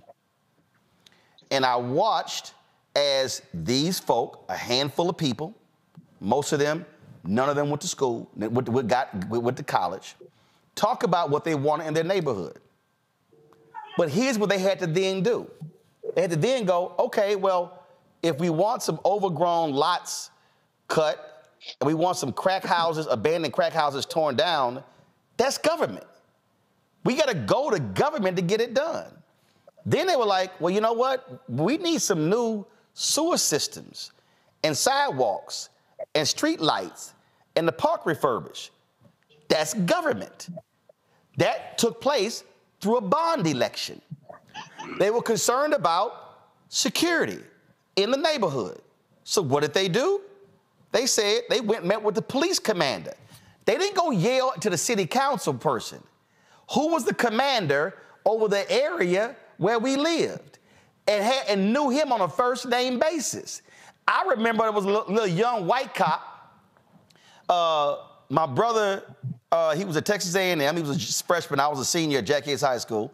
And they stopped by our house from a choir event in Beaumont, and they were lying in the street. Well, the cop decided to come down, blaring his horn, telling them to move their cars, said a fire truck couldn't get down. It was crazy. So my dad was pissed off. And they called the commander, I need everybody listening, called the commander and had that cop come back to our house to apologize. That doesn't happen if you don't understand how government works. Now, imagine if my parents didn't vote. Imagine if the folk in the neighborhood club didn't vote. Ain't nobody taking their phone calls. Ain't nobody listening to them. And so part of the point about mobilizing and organizing is when a group of folks show up at your office and you have organized a civic club, the first thing a politician, city councilman, school board member, state representative, state senator, governor, member of Congress, U.S. senator, the first thing they think is, these folk vote. And when voters show up, they get responses. But when all folk do is whine, complain, and never show up, that's when they ignore you. Man, what you're talking about, sir, is Black power, and we're living on the shoulders of giants. And unfortunately, many of us have integrated into this burning house and really have given up our Blackness. And what that does is allows us to be politically weak, so that because we don't have an agenda. And so many young people, what we're really talking about is a young thing, because the ops are in the young people's ear on social media so much. It's coming through so many channels, and I feel bad for them. But we're living on the shoulders of giants. And if our elders fought for this, why would we even think about giving it up? Because some guy went to prison? That's sort of insane. And I don't think that young people really think like that. They're funny, they're ironic. Unfortunately, we have to put our arms around our babies and really raise them up. Because if not, they are going to be deciding a future that they don't want. Robert Biko Baker, I appreciate it, brother. Hopefully, we will get the resources needed, and I hope to bring the show to Milwaukee to broadcast from there, to do a town hall. Trust me, it's on my list. My goal is to go to Milwaukee, is to go to places in Michigan, go to places in North Carolina, go to places in Georgia, because and to convene, do the show, but to have these mini town halls, if you will, hearing from the people, because, and I keep telling everybody, and this ain't hating against nobody, ain't no other black-owned media outlet doing this. Come on now, we need you. Just let folks know that. So, Robert, I appreciate it. Thank you so very much. Niambe, I want to go back to you. This is the thing. Gary, stay right there. Niambe, the thing why this is so important is because I believe, and I have said this numerous times, I've said this to the Biden campaign, I've said this to Senator Chuck Schumer, I've said to all these folk, that and I said this last year. First of all, I said that Biden-Harris should have started re-election the day after the inauguration. That was one. Absolutely. So I think they started too damn late. Two, I said that beginning in January, they should have been doing this, going to these cities and having different surrogates, and not just them, having black mayors, Randall Woodford in Birmingham, having Mayor Andre Dickens in Atlanta, having the mayor of Arkansas, having the former mayor Sylvester Turner in Houston. They should be doing these conversations in these towns. Again, inviting someone like us in to live stream that and answering people's questions. If people say, well, I don't know what they've done on this, boom, we got the answer for you. What about this? And because I believe that January to August was what I call the education and informative stage. Then when you go August, September, you're trying to get folks registered. September, October, November, you're trying to get them to vote. It moves in stages. So Vice President Kamala Harris, she's done some of this on reproductive rights, on economics, but no, you got to be fanning out across the country, having these type of conversations, because I can't get somebody interested to register if I don't educate them, but they can't vote unless they register.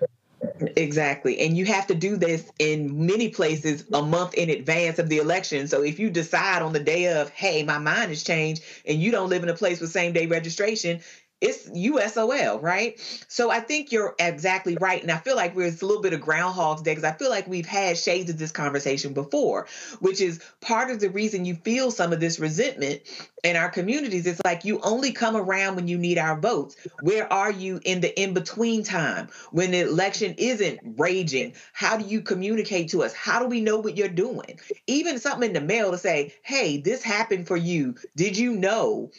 You know, if you're a homeowner and you just replaced your water heater, that you can get a tax, abatement for that. I mean, that's something real. That's something tangible. I had my student loans forgiven. I've known so many Black professional people who've had their student loans forgiven. Where's that conversation, right? How do you not go to these places where Black people are and just talk to them? And it won't be easy conversations. There are people who are still pissed about the George Floyd Act. There are people who are still pissed about voting rights, who have real concerns about the economy. So these are not going to be easy conversations, but I think people would respect it a lot more if you had it and didn't just come begging hat in hand, as you said, when it's almost too late. Because we've already had primaries in many places. Yep. So now all that's left is the general. And that's a big ramp up. And it can't just be about the convention, because voting happens at the local level, neighborhoods, communities. Yep. And these people seem to forget that Black people are like everybody else.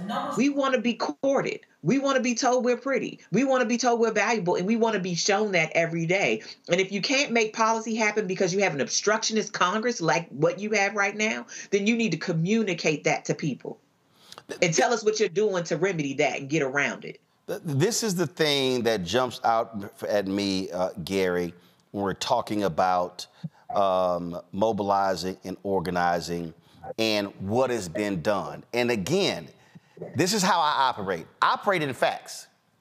If Donald Trump and the Republicans poured $16 billion into HBCUs, I would be saying that's the largest investment in HBCUs ever.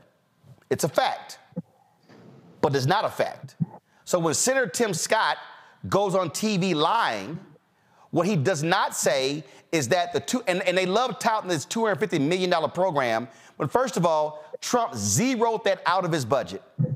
It was Congresswoman Alma Adams who put it back in. That's how it got passed, and Trump takes credit for something his budget folk want to get rid of. That's a fact. If the Republicans had appointed 58 black judges out of the 237 Trump appointed, I would be saying they appointed the most black judges of any president in history. They didn't. Of the 237 judges Trump appointed, 4% of those judges were black. Fact, Biden-Harris, they appointed 200 federal judges so far. Go to my iPad. 58 of them are black. 37 black women, 21 black men, and every one of you punk-ass brothers out there who's been talking shit, oh, he appointed more black women than black men, that's because previous presidents appointed more black men than black women. For folk who don't understand facts. And so this is where, when somebody comes at me, I'm just answering with fact. And the fact of the matter is, if Biden-Harris has done this in student loans, this in HBCUs, this in fund, I'm going to lay it all out, and I'm going to compare it to what Trump has done. To me, this is an easy-ass vote. It's not difficult at all. You know, you don't have to be a chief spokesperson for Joe Biden to do what's in your best interest. And I think that, you know, there's a host of things that we can complain about with the Biden administration, but we also have to be honest. When you look at the stabilization of what he did after COVID, because Donald Trump left us in a mess while a bunch of your grandmothers were sick or dead as a result of COVID and the pandemic, when you look at the ability to pass the infrastructure plan, the reality is government is like a big boat, not a speed ship, not a speedboat. You want government to respond and turn in mechanisms that it doesn't happen in. It takes a year to 2 years before you start to see the impact of some of these policies. And when you see those policies, what will happen if we don't show up is all of the work that was made over the last 4 years will be for nothing, because they'll come in and undo it all. They've already got their plan. They've already got their people in place that they want to put in to execute their plan. While you are sitting there making emotional decisions, people are being strategic about what they're going to do with your resources. So the question really is, are you going to do what is in your best interest, or are you going to make an emotional decision? Joe's old, Joe's slow, Joe doesn't communicate as well you'd like him to communicate. Joe is funding the genocide. We know all of these things. Donald Trump is worse every day of the week. Every day of the week, he's worse. And the people that he's going to put in power, this is where it really gets tricky. I'm from Baton Rouge, Louisiana, and I know how many people that are competent from the state of Louisiana that are leading in the U.S. Congress and leading in this White House to make a difference for black people because of people in key positions that Joe Biden listens to. I may not agree with those people, but I understand the impact of the work being done on behalf of black people. When you put Donald in there, a lot of those competent, educated, qualified black people who are in there doing things on your behalf, they're no longer going to be there, and they're going to be people there that are unqualified, incompetent, working on your behalf to your detriment every single day. Joining us right now is Khadida Kenner. She is founding CEO of the New Pennsylvania Project. Khadida, here's what's very interesting. I have seen some of these clueless damn rappers talk about, man, the hood said our pockets were full when Trump was president. Look about them stimmy checks. Henry, go to my iPad. This right here is what is called the American Rescue Plan. It was passed under President Biden. And look at this here. When it goes, here's the help with the American Rescue Plan. I need help finding a vaccine. I need help getting health care coverage. I need help buying food. I have kids. I need help with rent. I lost my job. I need help getting a rescue payment. I want to offer my employees paid off for vaccines. My small business needs help. Oh, I'm sorry. Did somebody actually say stimulus checks? Does anybody remember under Biden-Harris $1,400 checks that actually went out to folks? The problem is, Khadija, he didn't put his name on the checks like Trump did because he wasn't trying to be so narcissistic and taking credit. And so, again, these folks are running out here, first of all, forgetting we were in a 100-year pandemic where they were providing insurance, things along those lines. And all these folks who think these checks are going to start flowing if Trump gets back, Project 2025, they plan on cutting everything. And all y'all folks out there who are pissed off that your taxes are higher, that was a part of the Trump tax cut where your taxes went up in 2024, 2025, and they want to make the Trump tax cuts for the rich permanent next year.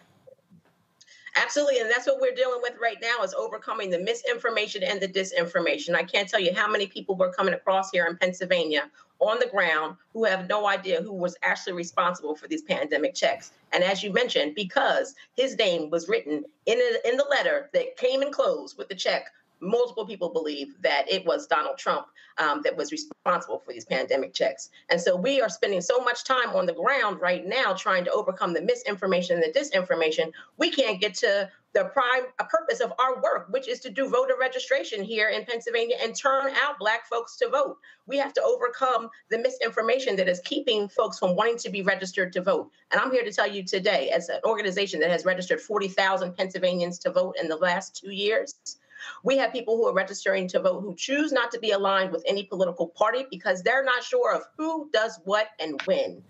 Last year, it was 17% of the folks we were registering to vote registered as unaligned, not choosing to belong to the Democrats or the Republicans. This year, that number has gone up 11 points to 28% of those we are registering here in Pennsylvania choosing to be unaligned from political parties, and mostly because they don't know who the Democrat is, who the Republican is. Civics have been taken from out of their public school systems. And so we're having to provide all of the civic education on the ground. At the same time, we're trying to get folks registered to vote and turn them out. And again, for all the folk who sitting there saying, man, you sitting there caping, no, I'm stating facts.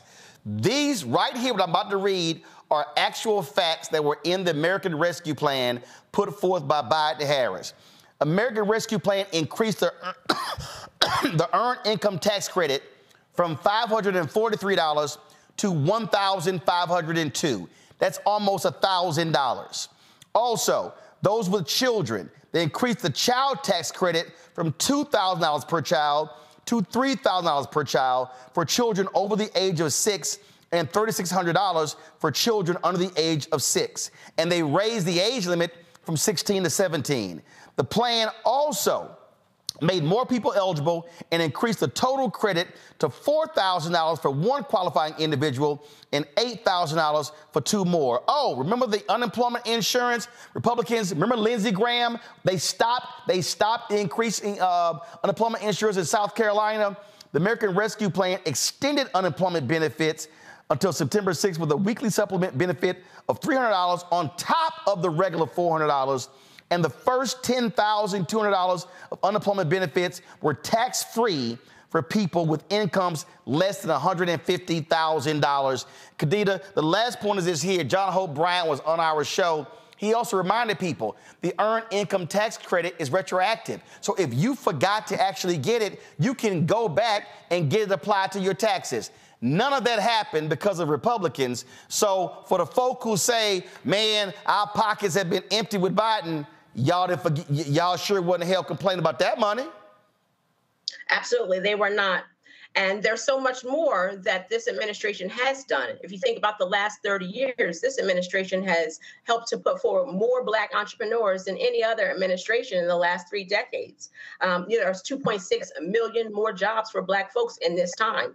And so if we are trying to actually, as the previous speaker mentioned, voting is a business decision. This is absolutely a business decision for you and your family. And if you are trying to put more money in your pockets and not allow for your tax dollars to go to the rich and those who are highly favored by the Republican Party, then you need to make sure that you are casting your ballot this November or before, if you can do that. This is the last round of questions and answers before I got to go to my final guest. So, Jolanda, I'm going to go to you first. We're talking about Black turnout. 1983, 85% of all eligible black people voted for Harold Washington to become the first black mayor of Chicago. The white racists in Chicago supported the Republican candidate in a hardcore Democratic city because they didn't want to see a black man win. If 85% of all eligible black people voted, I don't know who the hell the other 15% were, he doesn't become mayor unless they vote. Andrew Young said at the Alpha Public Program last year at the convention in Dallas that I moderated the conversation, when he ran for Congress, and it was in 72 or 74, he got 72% of all eligible black people who were registered to vote voted. The facts are clear. If black people vote at least 65, but let's say 70. If we vote 65 to 70% of our capacity, we can sweep elections. Because if they're gonna be voting here and we vote here, that additional 20, 30, 50, 75, 100,000 votes, that's the difference between winning and losing. And so literally, the power is in the hands of black people. Somebody on Twitter got mad because I said yesterday, I don't care what white folks gonna do, Latinos gonna do, white women gonna do. What I'm saying to black people, if we literally use that ballot and vote our capacity, we can sweep races, whoever we want to win. Absolutely. Here, black people are the Democrats that determine who wins. So they determine which white person wins and which Hispanic person wins. People just don't understand that. And as I've said before, the world is run by those who show up. So it could be a city with 1 million people. If 500 people show up, then the majority of those people are going to decide what happens to us with the million. And there's a reason why they are, the powers that be, Donald Trumps of the world, are suppressing our vote. And I will say this as black people. You hear people talking about all the time trying to get black people the right to vote if they lose it when they get elected. Here in Texas, if you are a convicted felon like Donald Trump, you literally do not have the right to vote. And if you are on paper, you do not have the right to vote. So in Texas, Donald Trump, if he lived in Texas, couldn't even vote for himself. And then you can't get a job, you can't get an apartment, you don't qualify for certain things. I don't think that we should let Donald Trump be able to do what we can't do. If we go to apply for a job and we have a felony on our record, if we go apply for an apartment and we have a felony on our record, we don't get stuff. So we need to try to do to Donald Trump what the system does to us, because that is what it was designed to do. But black people, we have the power. But I'm going to say this again, Roland. We've got to connect for people. Yes. People just don't know. They don't know Absolutely. that government are the ones who put the sidewalk around Kelly Courts, in Houston, which is a North Side Section 8 place. They don't understand that they put lights in Law Park in Sunnyside where they were dumping dead bodies and crime was taking place. They don't understand that. They don't understand like your parents did in Clinton Park. But I will tell you, politicians pay attention to two things. The first thing they pay attention to is people with money. Most of us don't have money like that. The second thing that they pay attention to is what you said, Roland, and the other gentleman said. They pay attention to people who are organized and who vote. And guess what? So, votes trumps money. Absolutely. You know what? You're right. You know what? Because I will say this. People can contribute a lot to your campaign, but they can't vote for you. And I was literally talking to Representative Allen, and we're both representatives, and we're talking about people that had a whole bunch of money, like more money than us. And you know what we do? I literally went to Isaac Elementary School yesterday. I was the only elected official that showed up myself because they want extracurricular activities. They want a performing arts center. And they were so thankful that I showed up and that I listened to what they want. And I told them, I will try to help you get this performing arts center. Yep. That's what we have to do. So now they've connected this elected official to, we can get a performing arts center and we can learn ballet. There you go. Very simple things, right? And there That's you go. what we got to do. And for everybody who's watching in Texas, before I let Yolanda go to my iPad, Henry. Folks, Texas has the largest number of eligible black voters in America at 2.9 million. 2.9 million. That's eligible black voters. I didn't say black population. That's eligible black voters.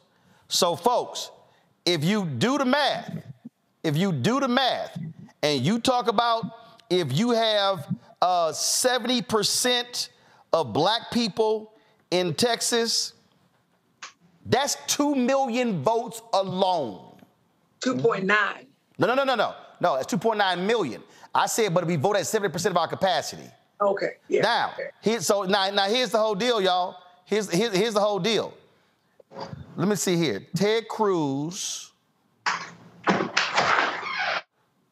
Beto ran against Cruz, and he ran against Abbott as well. Yeah, Ted Cruz beats Beto. I just want to see the vote total. Hold on one second. Vote total. So right here, the vote total was Cruz 4.2 million, Beto 4 million. If we voted at 7% of our capacity, we alone deliver half of the votes needed to win. But guess what? Makes it harder if we vote at 30%. 40%. That's how the game changes. Representative Jelana Jones, I appreciate it. Michael, your final comment. This is a fantastic conversation. You talked about the American Rescue Plan. Roland, two quick things. Number one, no Republicans in the House or the Senate voted for the American Rescue Plan. We have to drive home that point. The only reason why that got passed is because of Democrats. One. Two, Vice President Kamala Harris was the tie-breaking vote in this. It was 50-50. She was the top-breaking vote. So all these people out here saying Vice President Kamala Harris hasn't done anything, the reason why you got those $1,400 stimulus checks plus was because of that black woman. Call it whatever you want to, but that's why you got them. And you're at whitehouse.gov, Roland. Fantastic website. Everybody look at, and Roland, if you could bring this up quickly, the Biden-Harris administration advances equity and opportunity for black Americans and communities across the country. I refer to that oftentimes. That's a 36-page document at whitehouse.gov that breaks down category by category how the policies of the Biden-Harris administration are helping the African-American community. Republicans overwhelmingly voted against these policies or are against them and will reverse them if they get back control of the White House, the Senate, and keep control of the House of Representatives. Elections have consequences. Michael, we appreciate it. Thanks a lot, Niambi. No, I was going to say, you were talking about what black people voted at their capacity can do. I mean, we see Wes Moore in Maryland, right? I mean, he's the only black governor currently serving. Maryland, 1 in 3 voters in the state of Maryland is black, right? And it was because 80% of the black vote said that they were going to turn. Wes Moore and did, because only about half of white voters were going to turn out for him. So it actually does matter. And it particularly matters at the margins. Like when you show in Texas, you're talking about a few 100,000 votes, which seems like a lot, but it's really not. So we're not talking about massive blowouts in a lot of these cases. We're talking about thousands of votes, in some cases handfuls, as we saw in the presidential election. So, I mean, I think part of the issue we have, again, I go back to Jesse Jackson, is that you have people not mobilized and people who were left kind of out of the equation. And then when you looked up, it's like, we need those people. We waited too late. And then the election is over. Absolutely. Well, appreciate it. Let me now go to, let's see here, Kanita. A lot of election deniers that are currently sitting in our state legislatures. And that is something that we should all be considering in this moment. I look at the black vote here in Pennsylvania in 2022 and the rate in which we showed up to the polls ensured that we have our first black woman Speaker of the House in our state legislature. It also showed we have a black man as our lieutenant governor.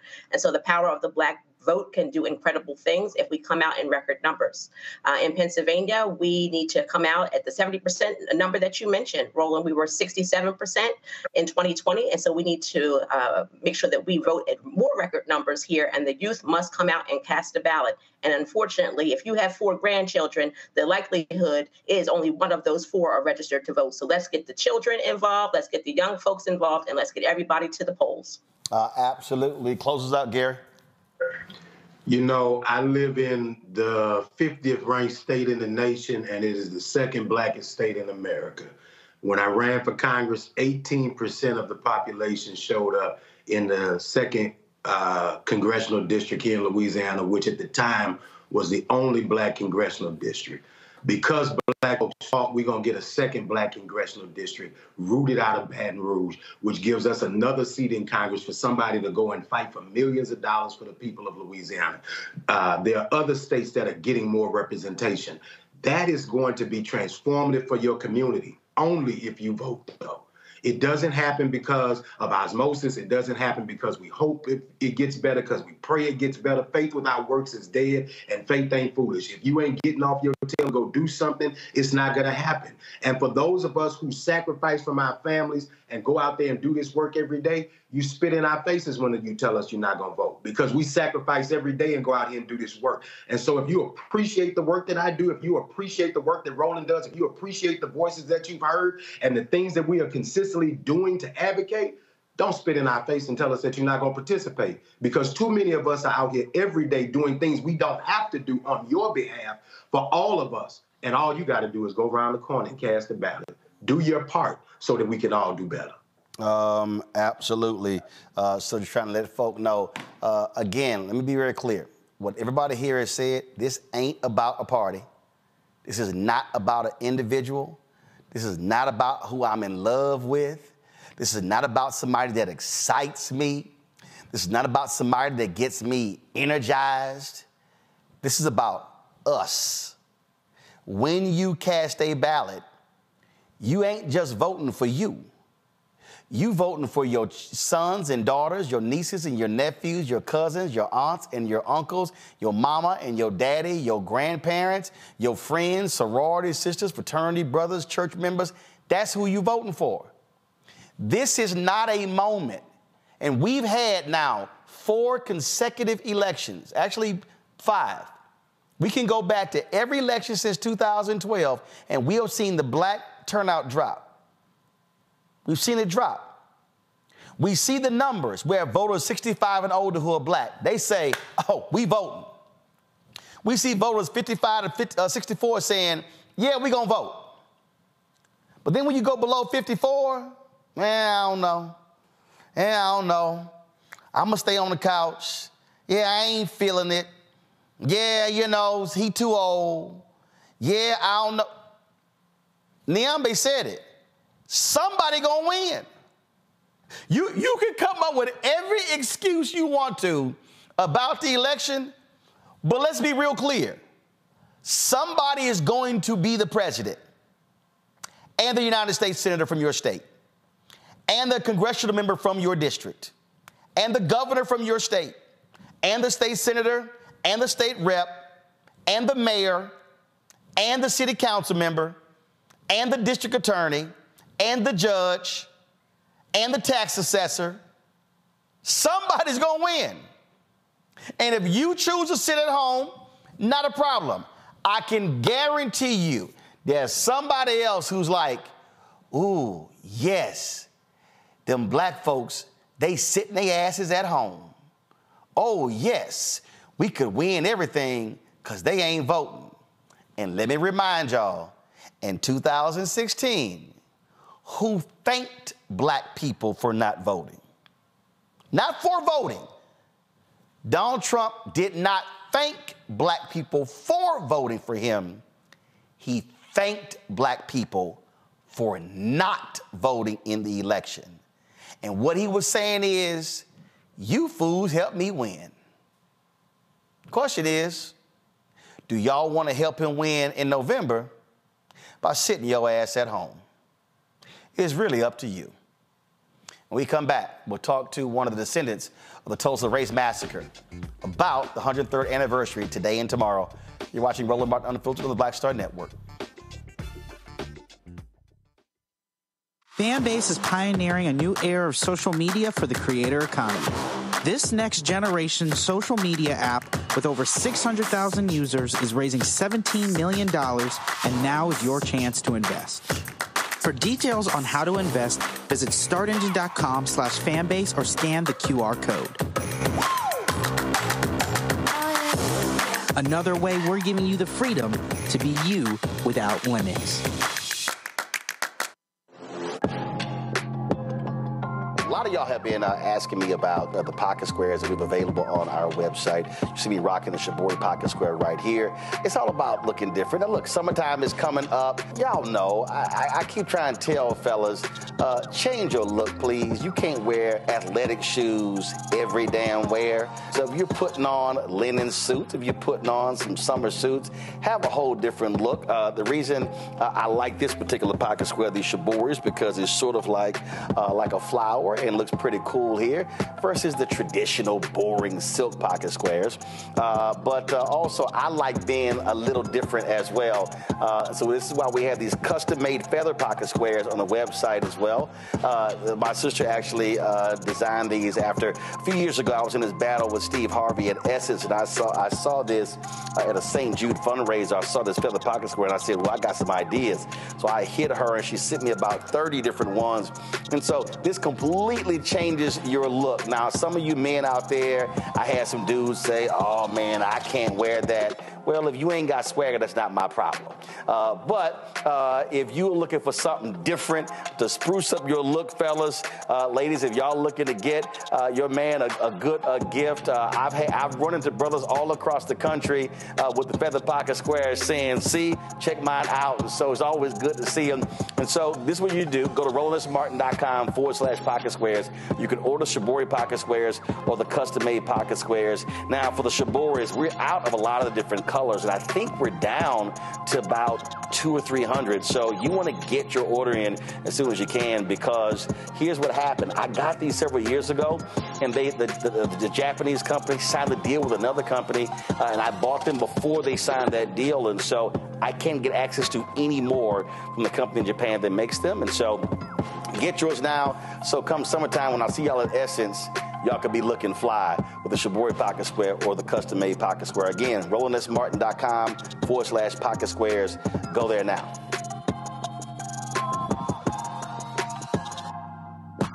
Me, Sherry Shepard, and you know what you're watching, Roland Martin Unfiltered.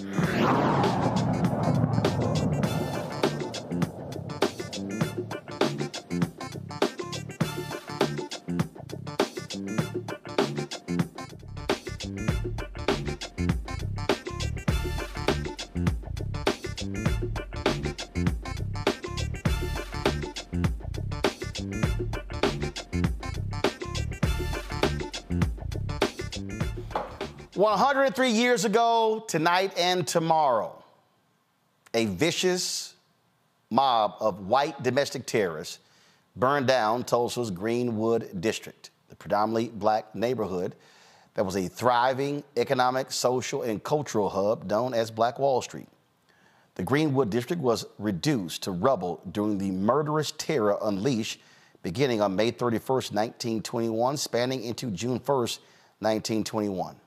It was the first time that literally Americans were bombed from the air. No, not 9/11. It was Tulsa, called the Tulsa Race Massacre. Raven Williams is the great-granddaughter of A.J. Smitherman. He's the co-founder of the historic Black Wall Street. He also, of course, was the publisher of the Tulsa Star. She joins us from St. Petersburg. Raven, glad to have you here. I'm going to be in Tulsa tomorrow. They're having the celebration there. Two of the last living folks from that era will be there tomorrow. We look forward to being there tomorrow. And you continue to have, obviously, folk talk about Black Wall Street, Black Wall Street, Black Wall Street, Black Wall Street.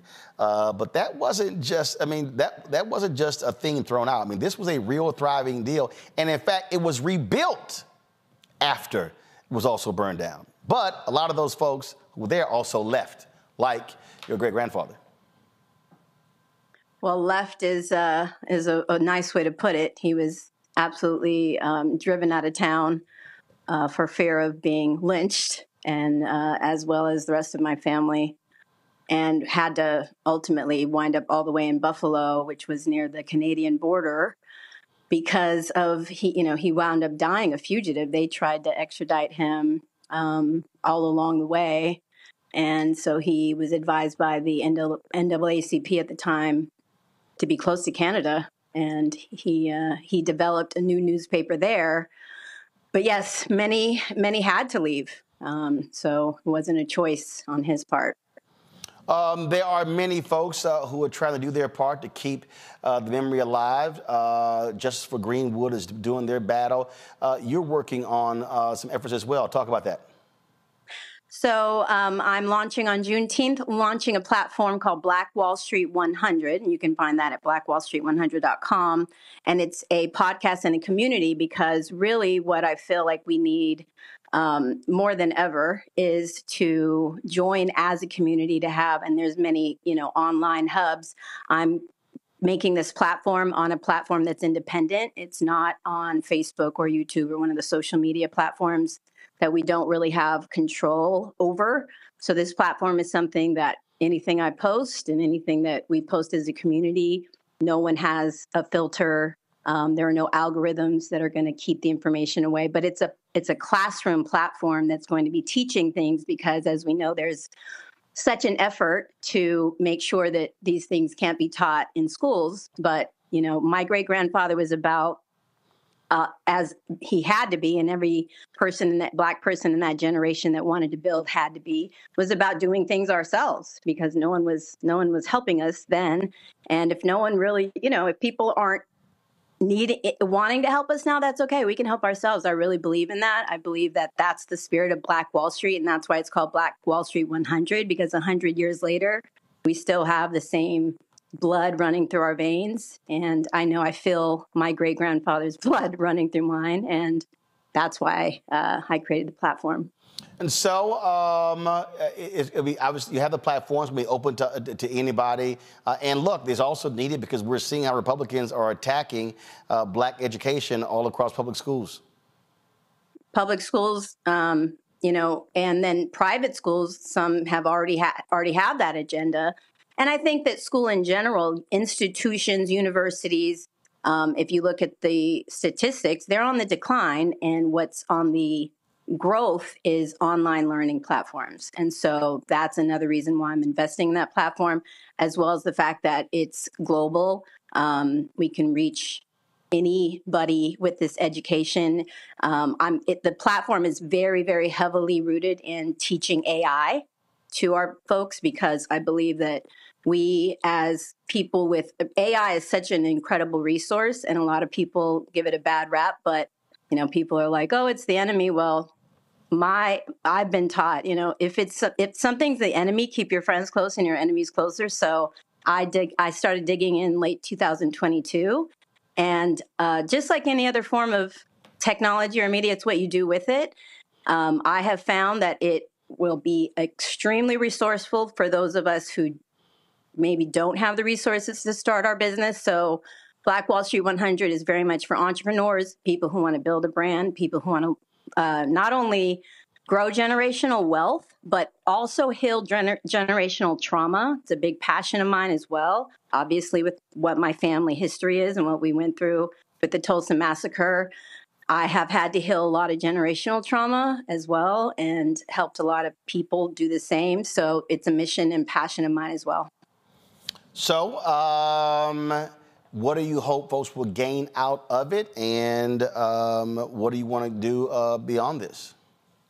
So I would like people to go to blackwallstreet100.com and sign up to the community. There's free resources there. I will have a podcast that's, like I said, launching on Juneteenth, that I have a huge network of Black entrepreneurs, Black business people, Black health practitioners, mental health practitioners, and AI experts. So I am going to be able to provide such resources there. So that's what I hope. I just hope that we can be a community, share resources. I have so many people who have actually been asking me to launch this platform for a while. So I'm just very glad that I'm finally able to do it. Technology has kind of caught up to the vision. All right, then. Well, look, again, tell people where they can go to check it out beginning on Juneteenth. blackwallstreet100.com. And for your audience only, you're getting the first exclusive here. It's already up for you guys, so go ahead and join. But the official launch of the podcast and much more content will be available starting Juneteenth. But you can go on now. All right, Raven, we appreciate it. Thanks a lot. Thank you so much, Roland, for having me. Folks in Tulsa, I will be there tomorrow. Here we go to my iPad. The Black Wall Street Legacy Festival 2024 presents Anthony Hamilton. And so, again, that's going to be tomorrow, June, at the historic Greenwood District. For more information, go to blackwallstreetlegacyfest.com. Folks, that is it for us. So I appreciate all the guests we had on today's show. Thank you so very much for you joining. Be sure to support the work that we do here. Join our Bring the Funk fan club. Your dollars make it possible for us to do the work that we do. And so you can give, check some money, order to P.O. Box 57196, Washington, D.C. 20037-0196. Cash App is $RM Unfiltered. PayPal R Martin Unfiltered. Venmo is RM Unfiltered. Zelle, Roland at RolandSMartin.com, RolandMartinUnfiltered.com. Then, of course, download the Black Star Network app, Apple phone, Android phone, Apple TV, Android TV, Roku, Amazon Fire TV, Xbox One, Samsung Smart TV. Be sure to get a copy of my book, White Fear, How the Browning of America is Making White Folks Lose Their Minds, available at bookstores nationwide. Get the audio version on Audible. And I got 300 copies of my book, The First, from my brother's house in Houston and my house in Dallas. That's it. If you want to get an autographed copy, folks, and I'm autographing them this weekend, I'm mailing the books on Monday. A bunch of y'all keep hitting me up, but I just got the books, y'all.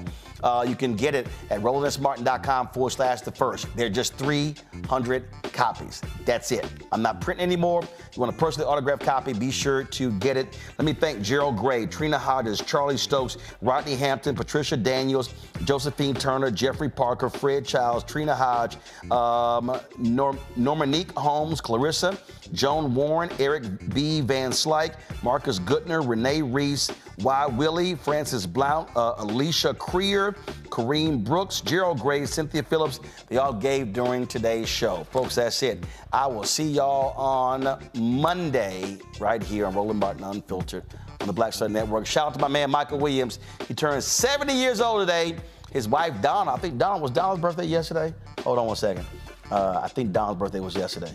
So Michael turned 78. His wife, Donna, she turned 63 on yesterday. Yeah, I gave y'all age out. Holla!